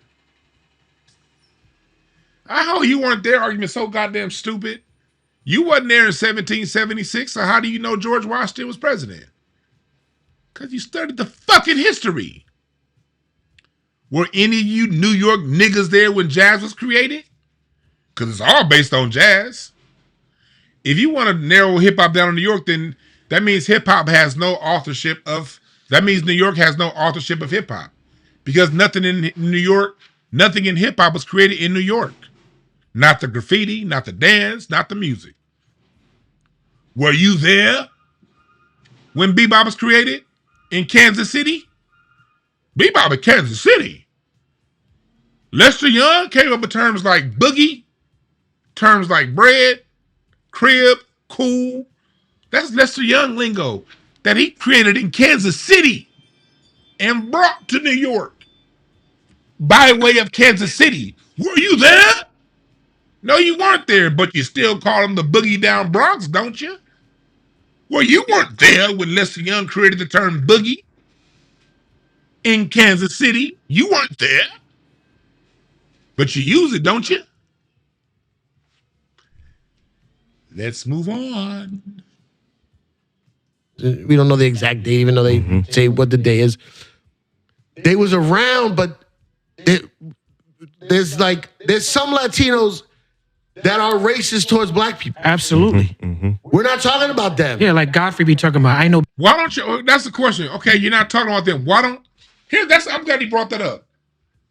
Why don't y'all ever talk about the racist Puerto Ricans and the racist Latinos? Why don't y'all talk about the ones that keep black people out of jobs? I ain't talking about a white person choosing a Latino over a black person. I'm talking about once a Latino gets in charge of hiring, only hiring Latinos. That happens in LA. That happens in Georgia. That happens in Baltimore. That happens in everywhere. When other groups, not just Latinos, when it comes to the Somalis in Minnesota, I asked somebody from Minnesota calling into my show talking about how the Somalis keep the job market locked up. They don't hire black people. In Chicago, the Latinos in Chicago don't hire the black people. Why don't y'all ever talk about that? Huh? And why don't any of you niggas ever bring that up? I'm talking FBA niggas. Why don't any of y'all ever bring that up? Well, if we all the same culture, why every time I walk past a construction site, they're all Latino work? There's a Latino foreman, but no black employees. Why don't y'all ever ask that question? Hip hop, since this is all one culture. You never hear these lame ass hip hop niggas ask that question. DC, right. I don't give a damn what city you in. When people who are non-black get into position to hire, when those applications come through, they don't hire black people. But when it's time to party, we all hip hop. Why don't any of you hip hop niggas ever bring that up? It's because you weak. The culture gets stolen because you niggas be on your Africa Bambaataa tooting your ass up when these people come around. This is what happens when you hold Africa Bambaataa up and lionize him as some kind of hero, even though he ain't really had no hits like that. How many Africa Bambaataa songs do you play on a daily basis? Probably none.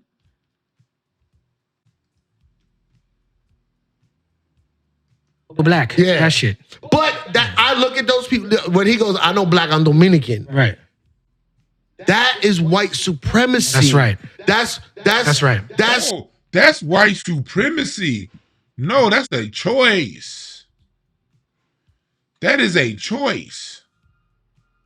Somebody saying you're not like the American, you're not African American. Mm-hmm. You're Dominican. It's different. So all they have is divide and conquer. Mm-hmm. So they're supposed to be hip hop, but now when it comes to them not hiring us, them choosing to side with a different racial category, now all of a sudden, ooh, that's white supremacy. No, I'll tell you what white supremacy is. White supremacy is you stepping into our culture and trying to accept it as yours when you know good and hell well we're not allowed to step into your culture. Dominicans play reggaeton. The reggaeton is based off of the American beat. Reggaeton, I mean, well, no, they're not reggaeton. They play reggaeton, but they also play this other one. Reggaeton. Every reggaeton has a Black American drum set, every bandstand, using Black American stylings of music, Black American chords. But y'all be goddamned if we step in and say reggaeton is black. What's the Black American space? That's why this shit is so disrespectful.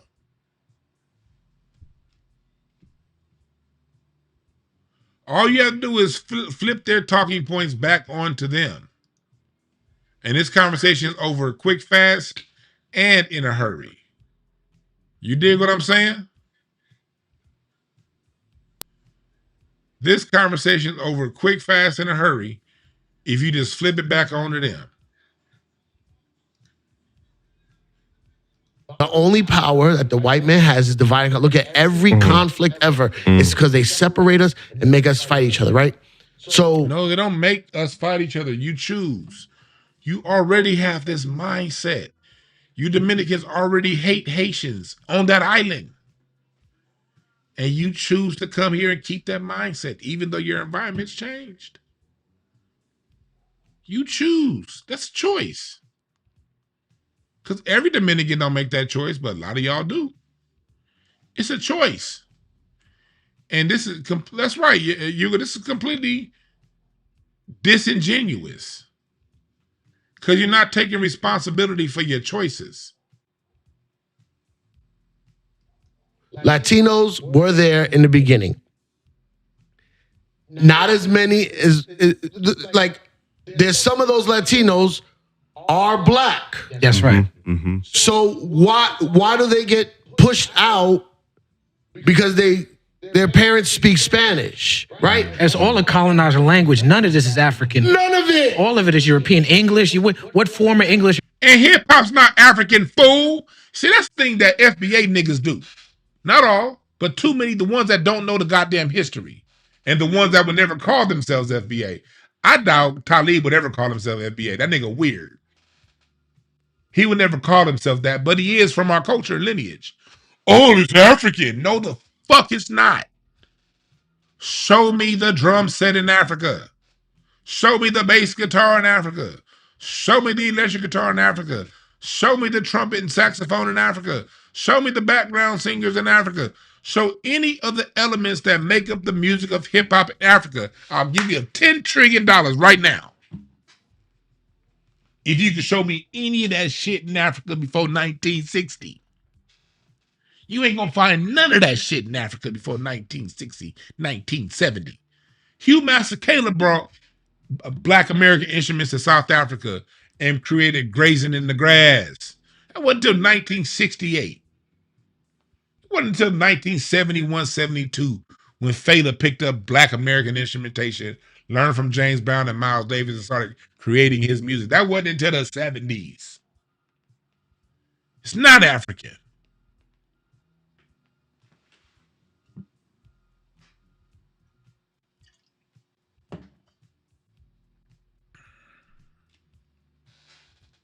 are you speaking? What form of Spanish you speaking? That's all The European. African part of all of it is the Right. No, it's not. The backbeat on the 2 and the 4 is not African. The African downbeat is on the quarter note or on the 1 and the 3. All throughout the continent. Straight pulse.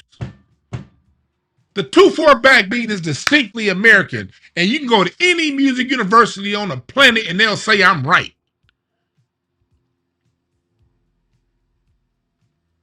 That's not African. That beat is not African. It's not.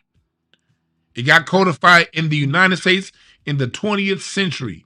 You didn't even have that beat in the 18th century or the 19th century in America.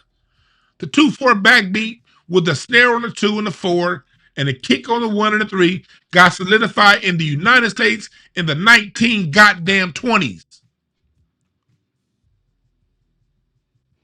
100 years after slavery stopped legally in America. How in the hell did this beat come around 100 years after, not slavery, 100 years after Africans being imported? You have a whole 100 years that went by from the last African. Okay, let's take the fake day where they say, okay, you still had that one last African slave ship in 1860. Okay, why was it still another 60 years for the 2/4 backbeat to become the standard in Black American music? Huh? Absolutely no traces to Africa. Absolutely no traces to Africa. We count our music differently.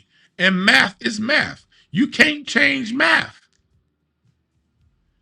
The music is dependent on the count. The count is what makes the music. It was what makes the pocket.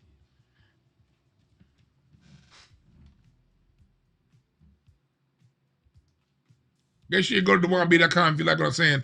Hit the foundation donation button. What's up, Breeze Omega? Call in right now if y'all have any questions, comments. Call in right now, 323-705-5150, extension 800.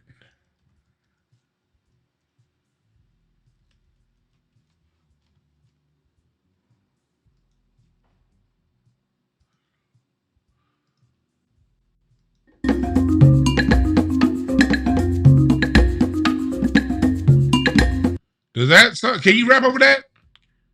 Can you imagine trying to rap? This is African music. Talib, go rap over this. And if you listen, the backbeat is on the 1. They don't even have a backbeat. They only accent the 1 every 4. Listen real quick. I'm getting to 1 second. I'm getting to you, caller. 1, 2, 3, 4. 1, 2, 3, 4. 1, 2, 3, 4. 1, 2. That's a completely different beat. Try rapping over that, and it will not sound nothing like the way it sounds when you put it over a 2/4 backbeat. The math has to math for the music to make sense. So all comes down to math and space and pocket. That's what makes the music. That's what makes the dance. The mathematics of the song. What's up, caller? What's your name? Where you calling from? What's up, brother DeJuan? This is Mike out of Memphis, Tennessee. Mike out of Memphis. What's on your mind, brother? Doing all right today, brother? I'm all right, man. What's on your mind? Oh, cool. Hey, man, it's keep it simple. I got a couple of points, man. Okay, if everything come out of Africa, okay, I ain't even got to use James Brown. Show me your Wilson Pickett. Show me your Mary Wilson. Show me your Luther Vandross. Just show me. I'm talking about the so-called, not, you get what I'm saying? I'm just show me those people. Before we get to James Brown, before we get to all of them. Show me those great artists of those times, the true musicians. And that's one reason, man, I'm glad all this is coming out. I don't listen to rap anymore. I don't respect none of these niggas because they all sell out. Bruh, they make it hard to respect them, man. You know what I'm saying? And then a lot of people, they're not really ready to have that conversation about Africa because you can listen to the melodies and the tunes and it's totally different. Totally different. And I just like, yeah, it is what it is. And then getting to this dude lastly, this I ain't gonna stick the money up, but that Hispanic, whatever he is, they just like big babies. They cry, piss and moan and whine because they not in the building with us, and they want to be a part of it so bad. But I'm like, just create your own. Because like you said earlier, we ain't trying to be up and out. The real solid American black people, we not trying to be up in a mess like that because we know what's up with them. But thank you, brother, for taking my call, man. And thanks for giving us a call, my brother. Yeah, and like people act like acknowledging cultural differences is disrespect. It's not disrespect. It's acknowledging cultural differences. Like me, when I was at the Hollywood Bowl this past weekend, man, I had a great effing time. I had a great time being around somebody else's culture. That's still rooted in Black American culture, by the way. Anyway, what's up, caller? What's your name? Where you calling from? Peace, Divine. What's going on? This is Divine God of Law. I'm calling from North Sacramento, California, to be exact. How you doing, my brother? North Sacramento, California. I actually had a good time in Sacramento last year. It was my first time actually sitting down a couple of days in Sacramento, and it wasn't that bad. Man, what's on your mind? I didn't realize so many black folks up there. Yeah. That's why, you know, I love it out here. But I travel a lot, I recently, before I was out here, I was living at 14 Mile outside of Detroit. I stayed in Richmond, Nashville, Tennessee, and also the Bronx. P-Line on Tremont, right? So I know a little bit, my thing is with this the hip hop conversation, right? I think a lot of it hasn't lost its soul. I'm trying to answer your question. Because soul means what? Soul comes from the Latin word, which is soul, which means sun. You see what I'm saying? And all of us are what? Suns or stars. See what I'm saying? Because our bodies are made up of the same elements. You see what I'm saying? And so there's a lot of stuff. It just happens to be hidden. It's like, it's on the underground. And I think there was a lot of misconception. Even though I'm not FBA, I can still be an ally, right? Oh yeah. Yeah. So there's a lot of misconceptions within the in the chat. Think I'm anti-FBA. No, I just really don't like the leader because I feel like he's a con man. But that don't mean I don't rock with you. I rock with King Supreme. I sent him some bread. So how can I be anti-FBA if I done donated to FBA? Oh, the only thing that'll throw people off is like I'm gonna use me as an example. I don't use that. I ain't got no goddamn leader. So when you hear terms like, because if you don't, for people who dislike Tariq, I understand. Like the people gonna like and dislike who they like. I don't ever have an issue with people liking or disliking someone else. The way he be clowning certain things he say, I can get why people wouldn't like him. The offensive part to somebody like me would be to say that he's our leader. Like, nah, like this is a thought that was already there that goes back to Claude Anderson. And he did, Tariq is somebody who brought voice to what we all was already feeling. We would hear all the slide comments. Any of us who went to college, you heard how the Nigerians talked about us. We just didn't really care. It'd be like, yeah, whatever. We would hear about how Dominicans say, I know black, I Dominican. We've been hearing that our whole life. We've been hearing Black Americans need education. We be hearing the Black American baby mamas. Yeah. So what Tariq did was just bring. Right. There is some division. Tariq, I got to give Tariq credit for bringing a voice to what we all been hearing. And the reason why it took off like fire is because he said something that we all heard. He didn't teach us anything new. He didn't tell us anything that we hadn't already experienced. But he did bring a centralized voice to whether you're in New York, LA, San Diego, San Francisco, or Miami, you've experienced. So that's all I'm saying. And I that's why I'm so hard. Well, I haven't experienced. Some of us have experiences. Even if you listen to me today, I'm being very critical of Black Americans who don't know our own history. My whole point is a coon is a coon, whether it's FBA or not. But I'm gonna let you finish it off. But I will say, people, I can speak for myself. I can't speak for everybody. There is offense taken when you say we have a leader, because ain't nobody lead me to do a goddamn thing. Well, I wouldn't say you per se. I wouldn't say he might not be your leader. He might not be some of the FBA leaders because maybe some people are born leaders, and you got to admit some people are followers. Most Bro. people are Some people just followers. are. So I would say, yeah, exactly. That's right. You're right about that. And they're easily led in the wrong direction and hard to be led in the right. And when you say lead, right? If you move the letters, I'm big on anagrams, right? If you move the letters around in the word lead, it's deal. And the deal that the man is offering, some of it I agree with. I'm in agreement with the reparations only for Black Americans and not blacks from other places. I'm just not in agreement with these are not our people. Because, I mean, even though you said what you just said, Black Americans and Somalians and different Africans, we was all cool where I was living at. We was all good. Here's we was the all thing, family. So and that's true. other people have different experiences. People have different experiences. Can I finish? Go ahead. Quick? Pardon myself. I know go ahead. Hey, and anyway, yeah, it's all love. Now, yeah, it's love. Now, with that being said, right? I mean, I don't hate the man. A lot of the shit he said, like you said, I agree with. Matter of fact, I mean, I read and write different languages, right? I can spell the man's name in the tongue that it's original in. I can spell it in Arabic. But anyway, that's besides the point. I'm going kind of left with that. Anyway, my point is that because the guy where I live at is named Tariq from Misr, Egypt. Anyway, the point that I'm saying is that landlord shit. But anyway, the point that I'm saying, I'm kind of getting sidetracked. Kind of threw me off for a second. What I'm saying is that some of the African stuff, the tether, like, see, the word tether, to me, it sounds like something, because I used to play video games, right? For like when I was younger. And when you get on the computer online games, sometimes they got these crazy nerdy words that they'll call you if you're not good at the game. Tether kind of reminds me of one of those type of words. You know what I'm saying? So for me, it's kind of like, I mean, that's what it sounds like. Like when you get on the game and in the video games, if you don't know how to play it, they got these like little slang terms to offend you, like some like derogatory terms to call you. That's what tether kind of reminds me of. And it also reminds me of this, right? You know how Europeans, how like Anglo-Saxon Europeans, they're called Italians guineas or wops, right? They're called Italian, even though they white And too, Africans or they're call us called cicadas Jews, and so on and so forth. Yeah. They call them kites. They're called Jews kites, even though they just another white people.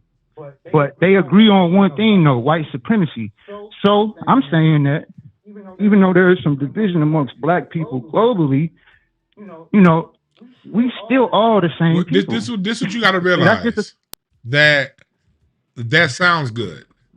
And the only people who've been pushing for this global unity has been the Black American, and that has not been acknowledged. Even when we create terms like tether, people still don't acknowledge the global unity that Black Americans have been pushing for since Booker T. Washington invited Marcus Garvey to America in the 1800s.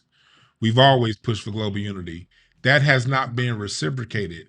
And if people want to stop being called tethers, tether is a behavior. Tether has never been about all immigrants, but it has been about a specific style of immigrants. And one thing is, what people that aren't from Black America got to realize is, Black America has a culture of clowning. And one thing that we've done forever is we hold each other and we will clown. If somebody comes walking out and do something halfway wrong, we will talk about them like they mama ain't a child of God. But when it comes to people who aren't Black American, we tend to fall back and be like, whatever, we ain't really tripping. If Nigerians, if we treated Nigerians that call us cicadas the way we treat each other back in 1995, it wouldn't have gone this far. The fact of the matter is, us not creating terms like tether hasn't been respected.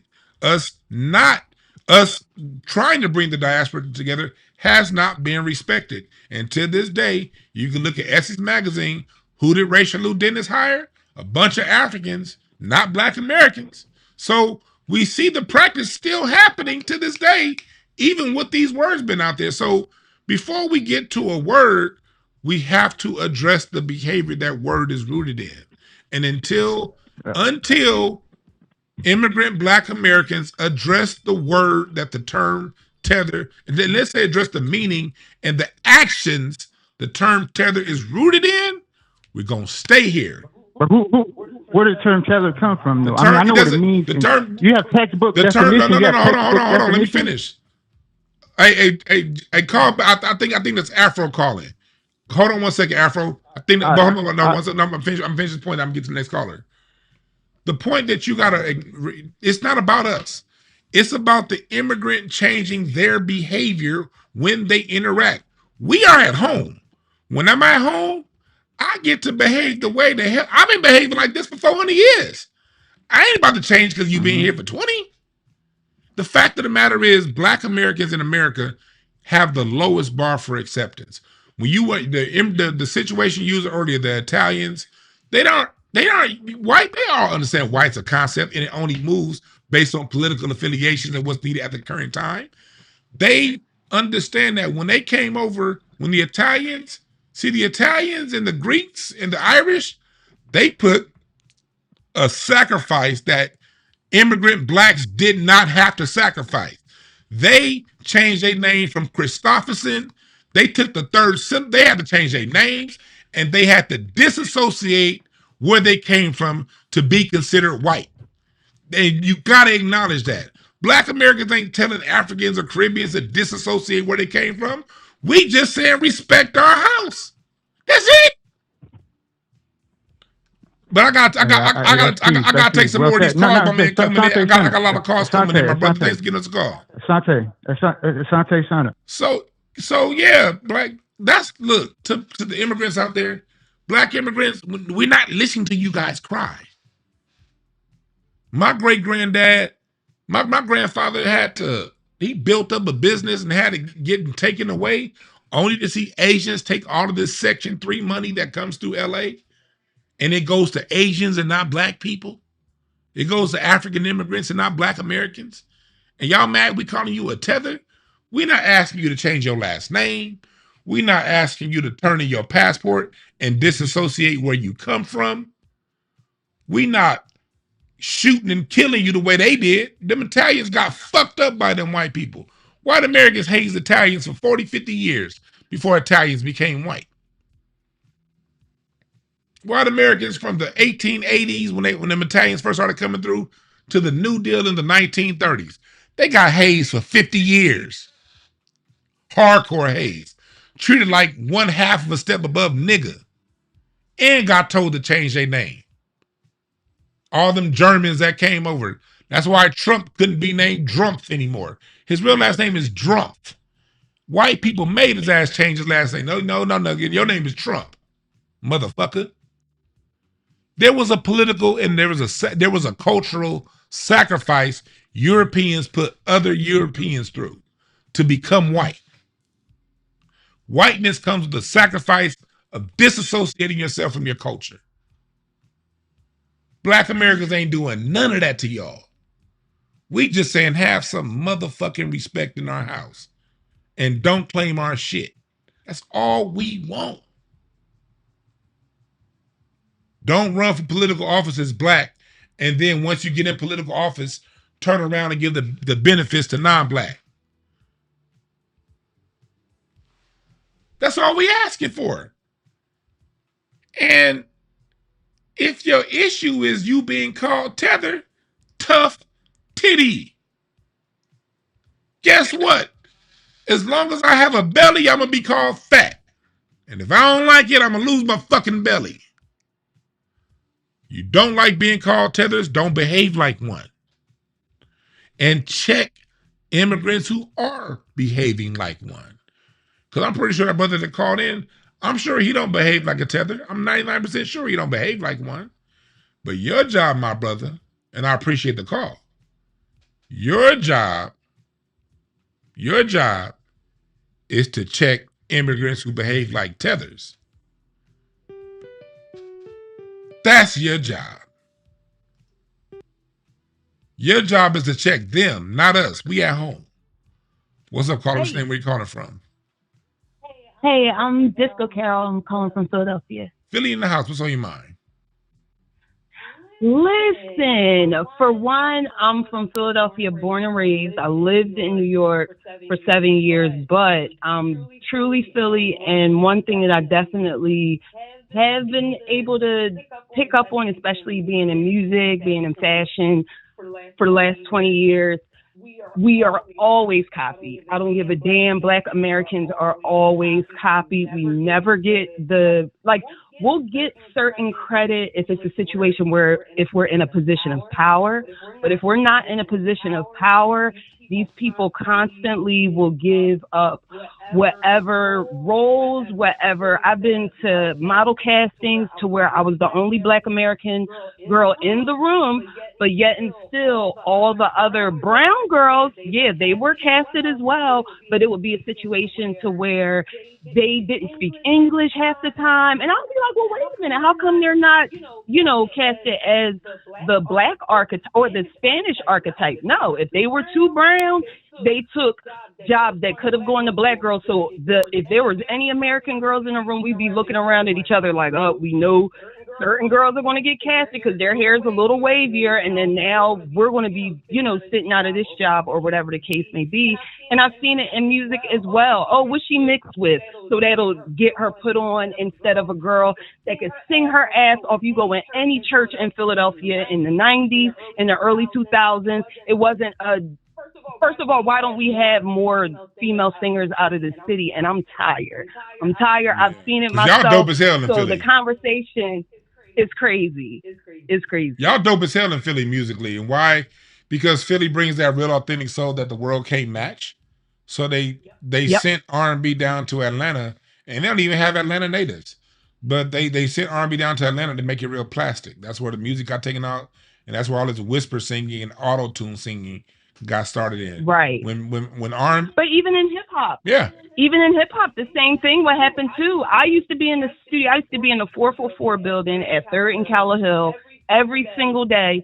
And every single day, D-Dot Angeletti used to drive down that New Jersey Turnpike to come and get the vibe from us. He wouldn't say that. He would never own the fact that, oh yeah, like he don't never say that in no podcast. I don't ever hear him talk about being at the 444 building. But guess what? He'll talk about Bad Boy. He talks about everything he did in New York. Get the fuck out of here. I'm so over it. I'm over it. And it's really, like, I really appreciate what you do first and foremost. Like, I'm sorry I started going off, but I really, like, what you do in honoring history of Black Americans is amazing. Hey, James, call back. And Hold on 1 second. James, call right back. I'm going to answer the call. Go ahead. I'm sorry. Go ahead. I keep missing this call from. Yeah, and I think it's so necessary because a lot of kids don't know this stuff, and that's where I think they do relinquish their control. We do allow people to enter our spaces, and they need to like do some sort of due diligence before they can actually be a part of what we have going on. Real talk. I appreciate that call. Thanks for giving us a call. Oh, no problem. Thank you, Dwan. Yeah, she said do your due diligence. Like, here's the thing. We as Black Americans are never included in y'all cultural shit. Everything reggae is rooted in Black America. The toasting is rooted in Black America. The musicianship is rooted in Black America. Even the songs you sing are just Black American renditions, Caribbean renditions of Black American music. And y'all never acknowledge that. Same thing with the Latins. He talking about some Latins and Puerto Rican. Almost during the summer, at least 7 or 8 times a summer, I'm going to be down at the LA County Museum of Arts listening to some Latin jazz, what they call Latin Jazz Day. It's going to be music out of Puerto Rico. It's going to be music. It's going to be some bossa nova. It's going to be some salsa. It's going to be some Afro-Cuban music. And guess what? None of those people acknowledge Black America. They never acknowledge Dizzy Gillespie. It ain't no goddamn bossa nova without bebop. Bossa nova wouldn't exist without Charlie and Dizzy. Latin jazz wouldn't exist without Chick Webb. Salsa wouldn't exist without Chick Webb. Y'all don't ever acknowledge our shit and y'all shit. Never. But because y'all was at a party, you want to be acknowledged for being a curator of hip-hop. Kiss my ass. It's not reciprocal. And that's the other offensive part about it. Y'all complaining about us using words like tether. Why don't you check your own culture when they use Black American innovations and information and don't acknowledge us? Why don't y'all go check them? Why y'all talking to us?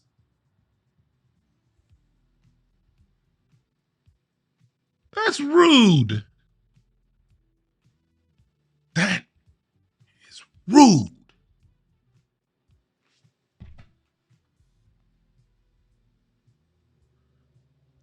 Call back, caller. That is rude.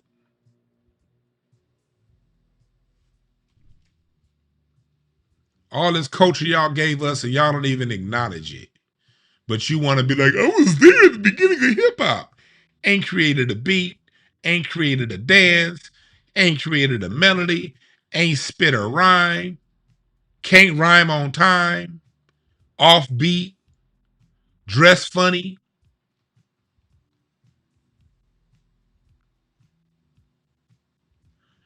Do they ever acknowledge Miles Davis?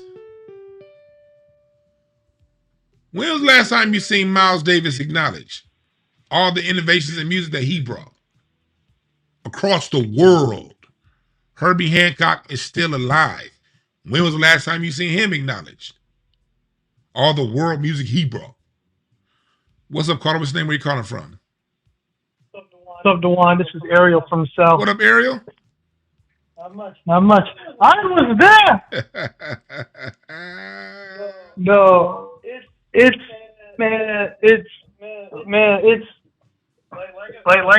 like you've been saying, like they can't handle no, or that's not for you, or just let us have our own shit. Like I don't understand how asking for basic respect is disrespect. Right.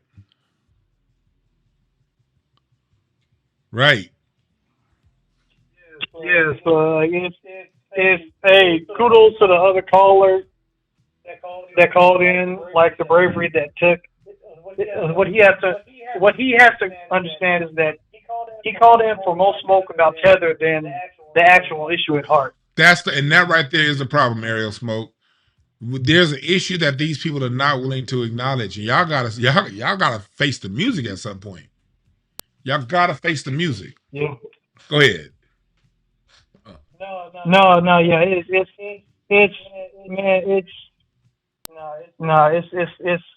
shit. I mean, like I'm glad that we're starting to say no more and starting to close off to an extent.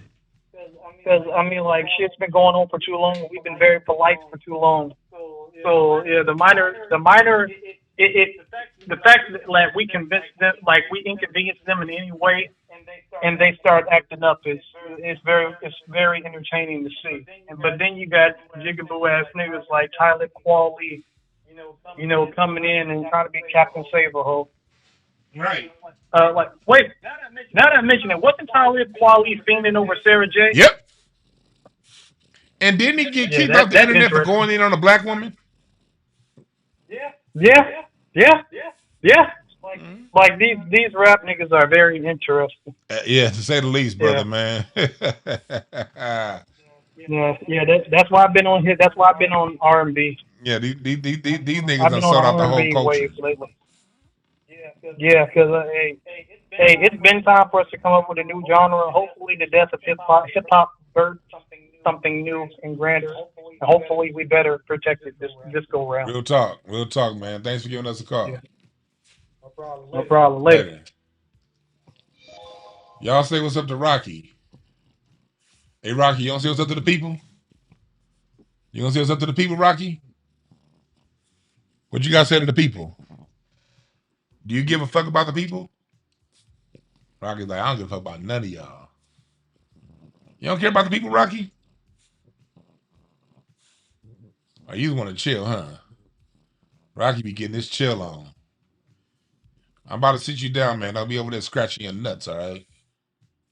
Look at him. He ready to go to sleep already. All you got to do is rub on this dog for 30 seconds. He ready to go to sleep. You ready to take your nap after your long day of sleep? Time for a nap after a long day of sleep, homeboy? All right.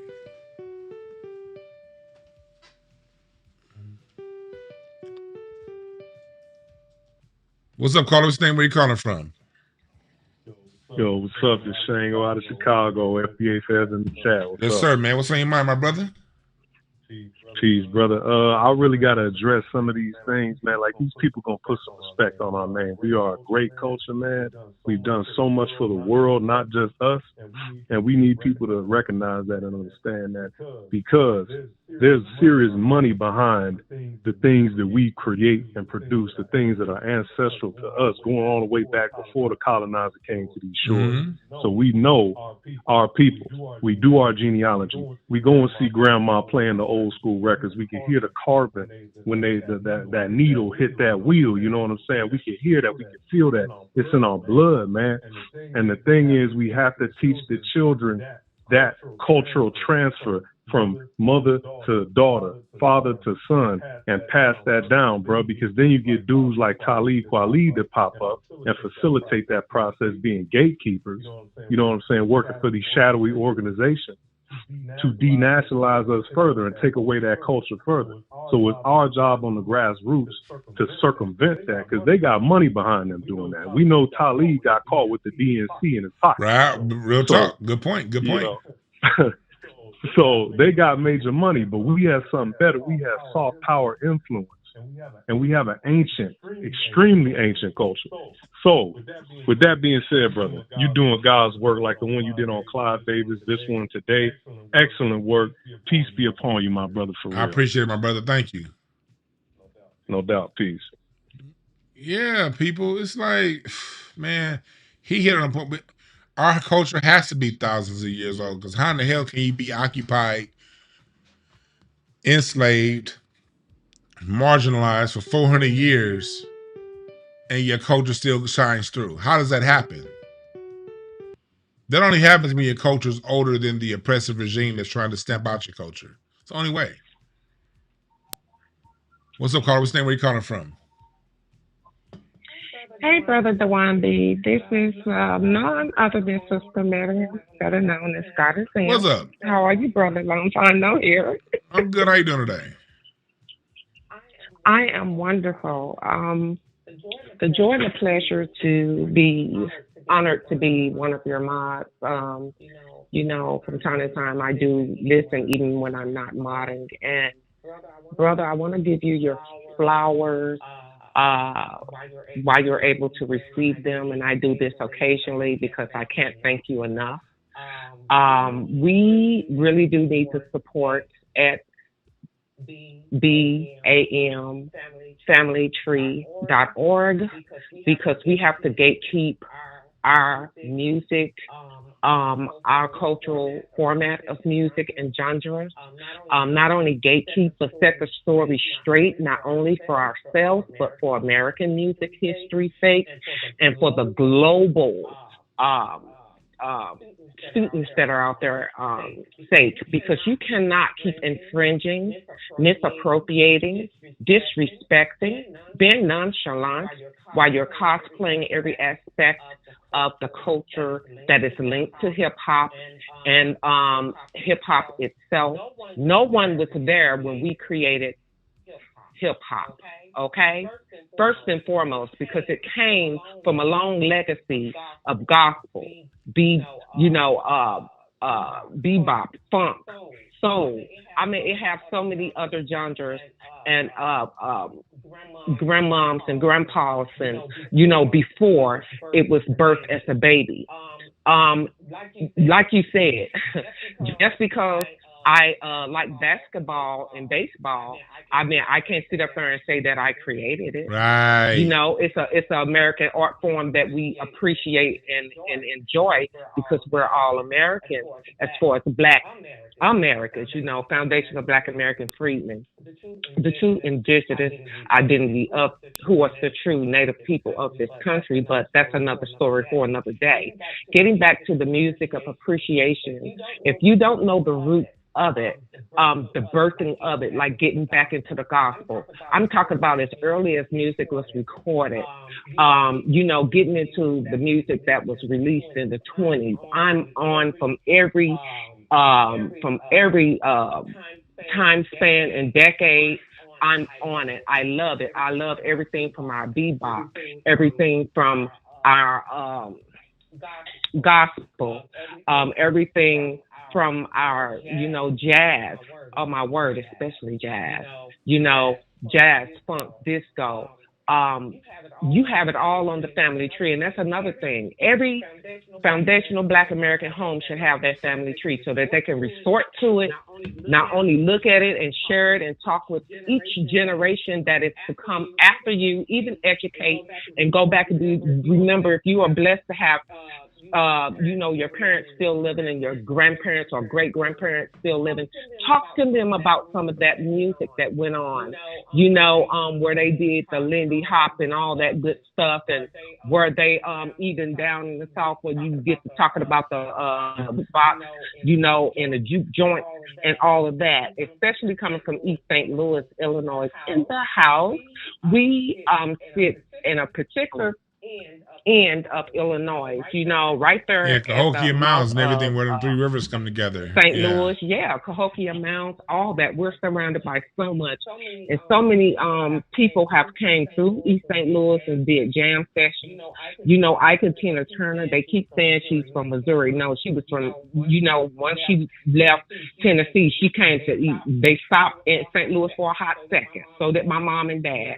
Them, but they came and lived in East St. Louis where they were rooted and had children and raised children and stuff. And then they decided, Ike and them decided to go off to California. But then, Miles Davis, yes, he was born in Alton, but he was 2 months when they came down to East St. Louis, Illinois, and that's where his family and his that's where brother was everything born, is. all is rooted there. Yes, sir. So, if you don't know what your region offers, the people who came before us, who gave these gifts of great musical gifts to our people, like the one B said, don't just take his word for it. Although he is a plethora of education, we should always research for ourselves. You got to educate yourself. I appreciate that call. I appreciate the call. Thank you. Always. Yeah, you got to educate yourself. You got to educate yourself.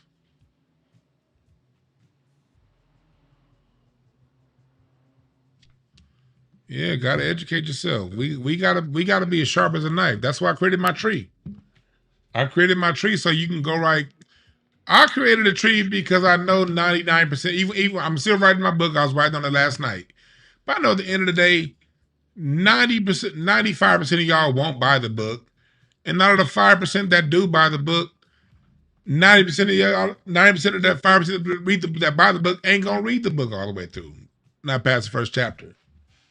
I'm not criticizing. I just understand what it is. That's why I created this. Because most people, even once the book is written, most people ain't gonna read it, even if they buy it. So before we go fucking around, acting like we reading books, let me just do this. Put it all on one tree. We'll show you where it all comes from. And I dare you, in the 5 years this tree has been out, nobody's questioned it. Nobody. Not no. I've gotten acknowledgments from universities. I've gotten offers to teach at universities because of this tree. The only reason why I'm not, because I have a BA, I don't have a master's. If I had a master's degree, I have like 5 standing university job offers on the line. If I ever had a master's. But I'm not about to spend $60,000 for a master only to get paid $80,000 a year. Fuck that. But this here has gotten me in a lot of rooms with a lot of historians. I've had conversations with greats. Quincy Jones, before he died, was trying to set. Me and Quincy Jones that set up a meeting between me and him because of this tree. Unfortunately, he died maybe like 9 months later. But Quincy Jones was trying to meet with me because of that tree. Because how accurate it is. Quincy Jones, who the person that was hooking us up, said that tree brought back things that he forgot about music. Everybody in music that sees this tree thanks me for it. It's not to brag. It's because we need to fucking learn. And it ain't no checking tethers if we don't know.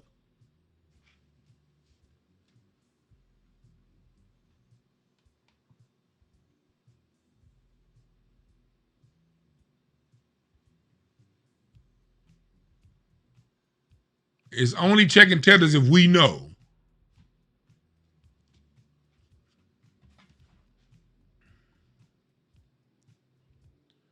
All right?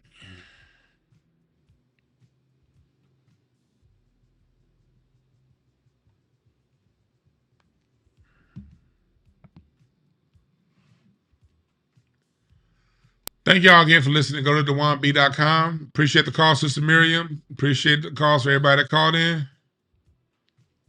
And nigga Reginald Edward coming in right when we leaving, but it's all right. Make sure y'all check out the rest. Go back and watch. There was some music that was played earlier that will be edited out. Join the fundraiser link. Hit the fundraiser Zeffy link in the description to be part of the auction. The giveaway.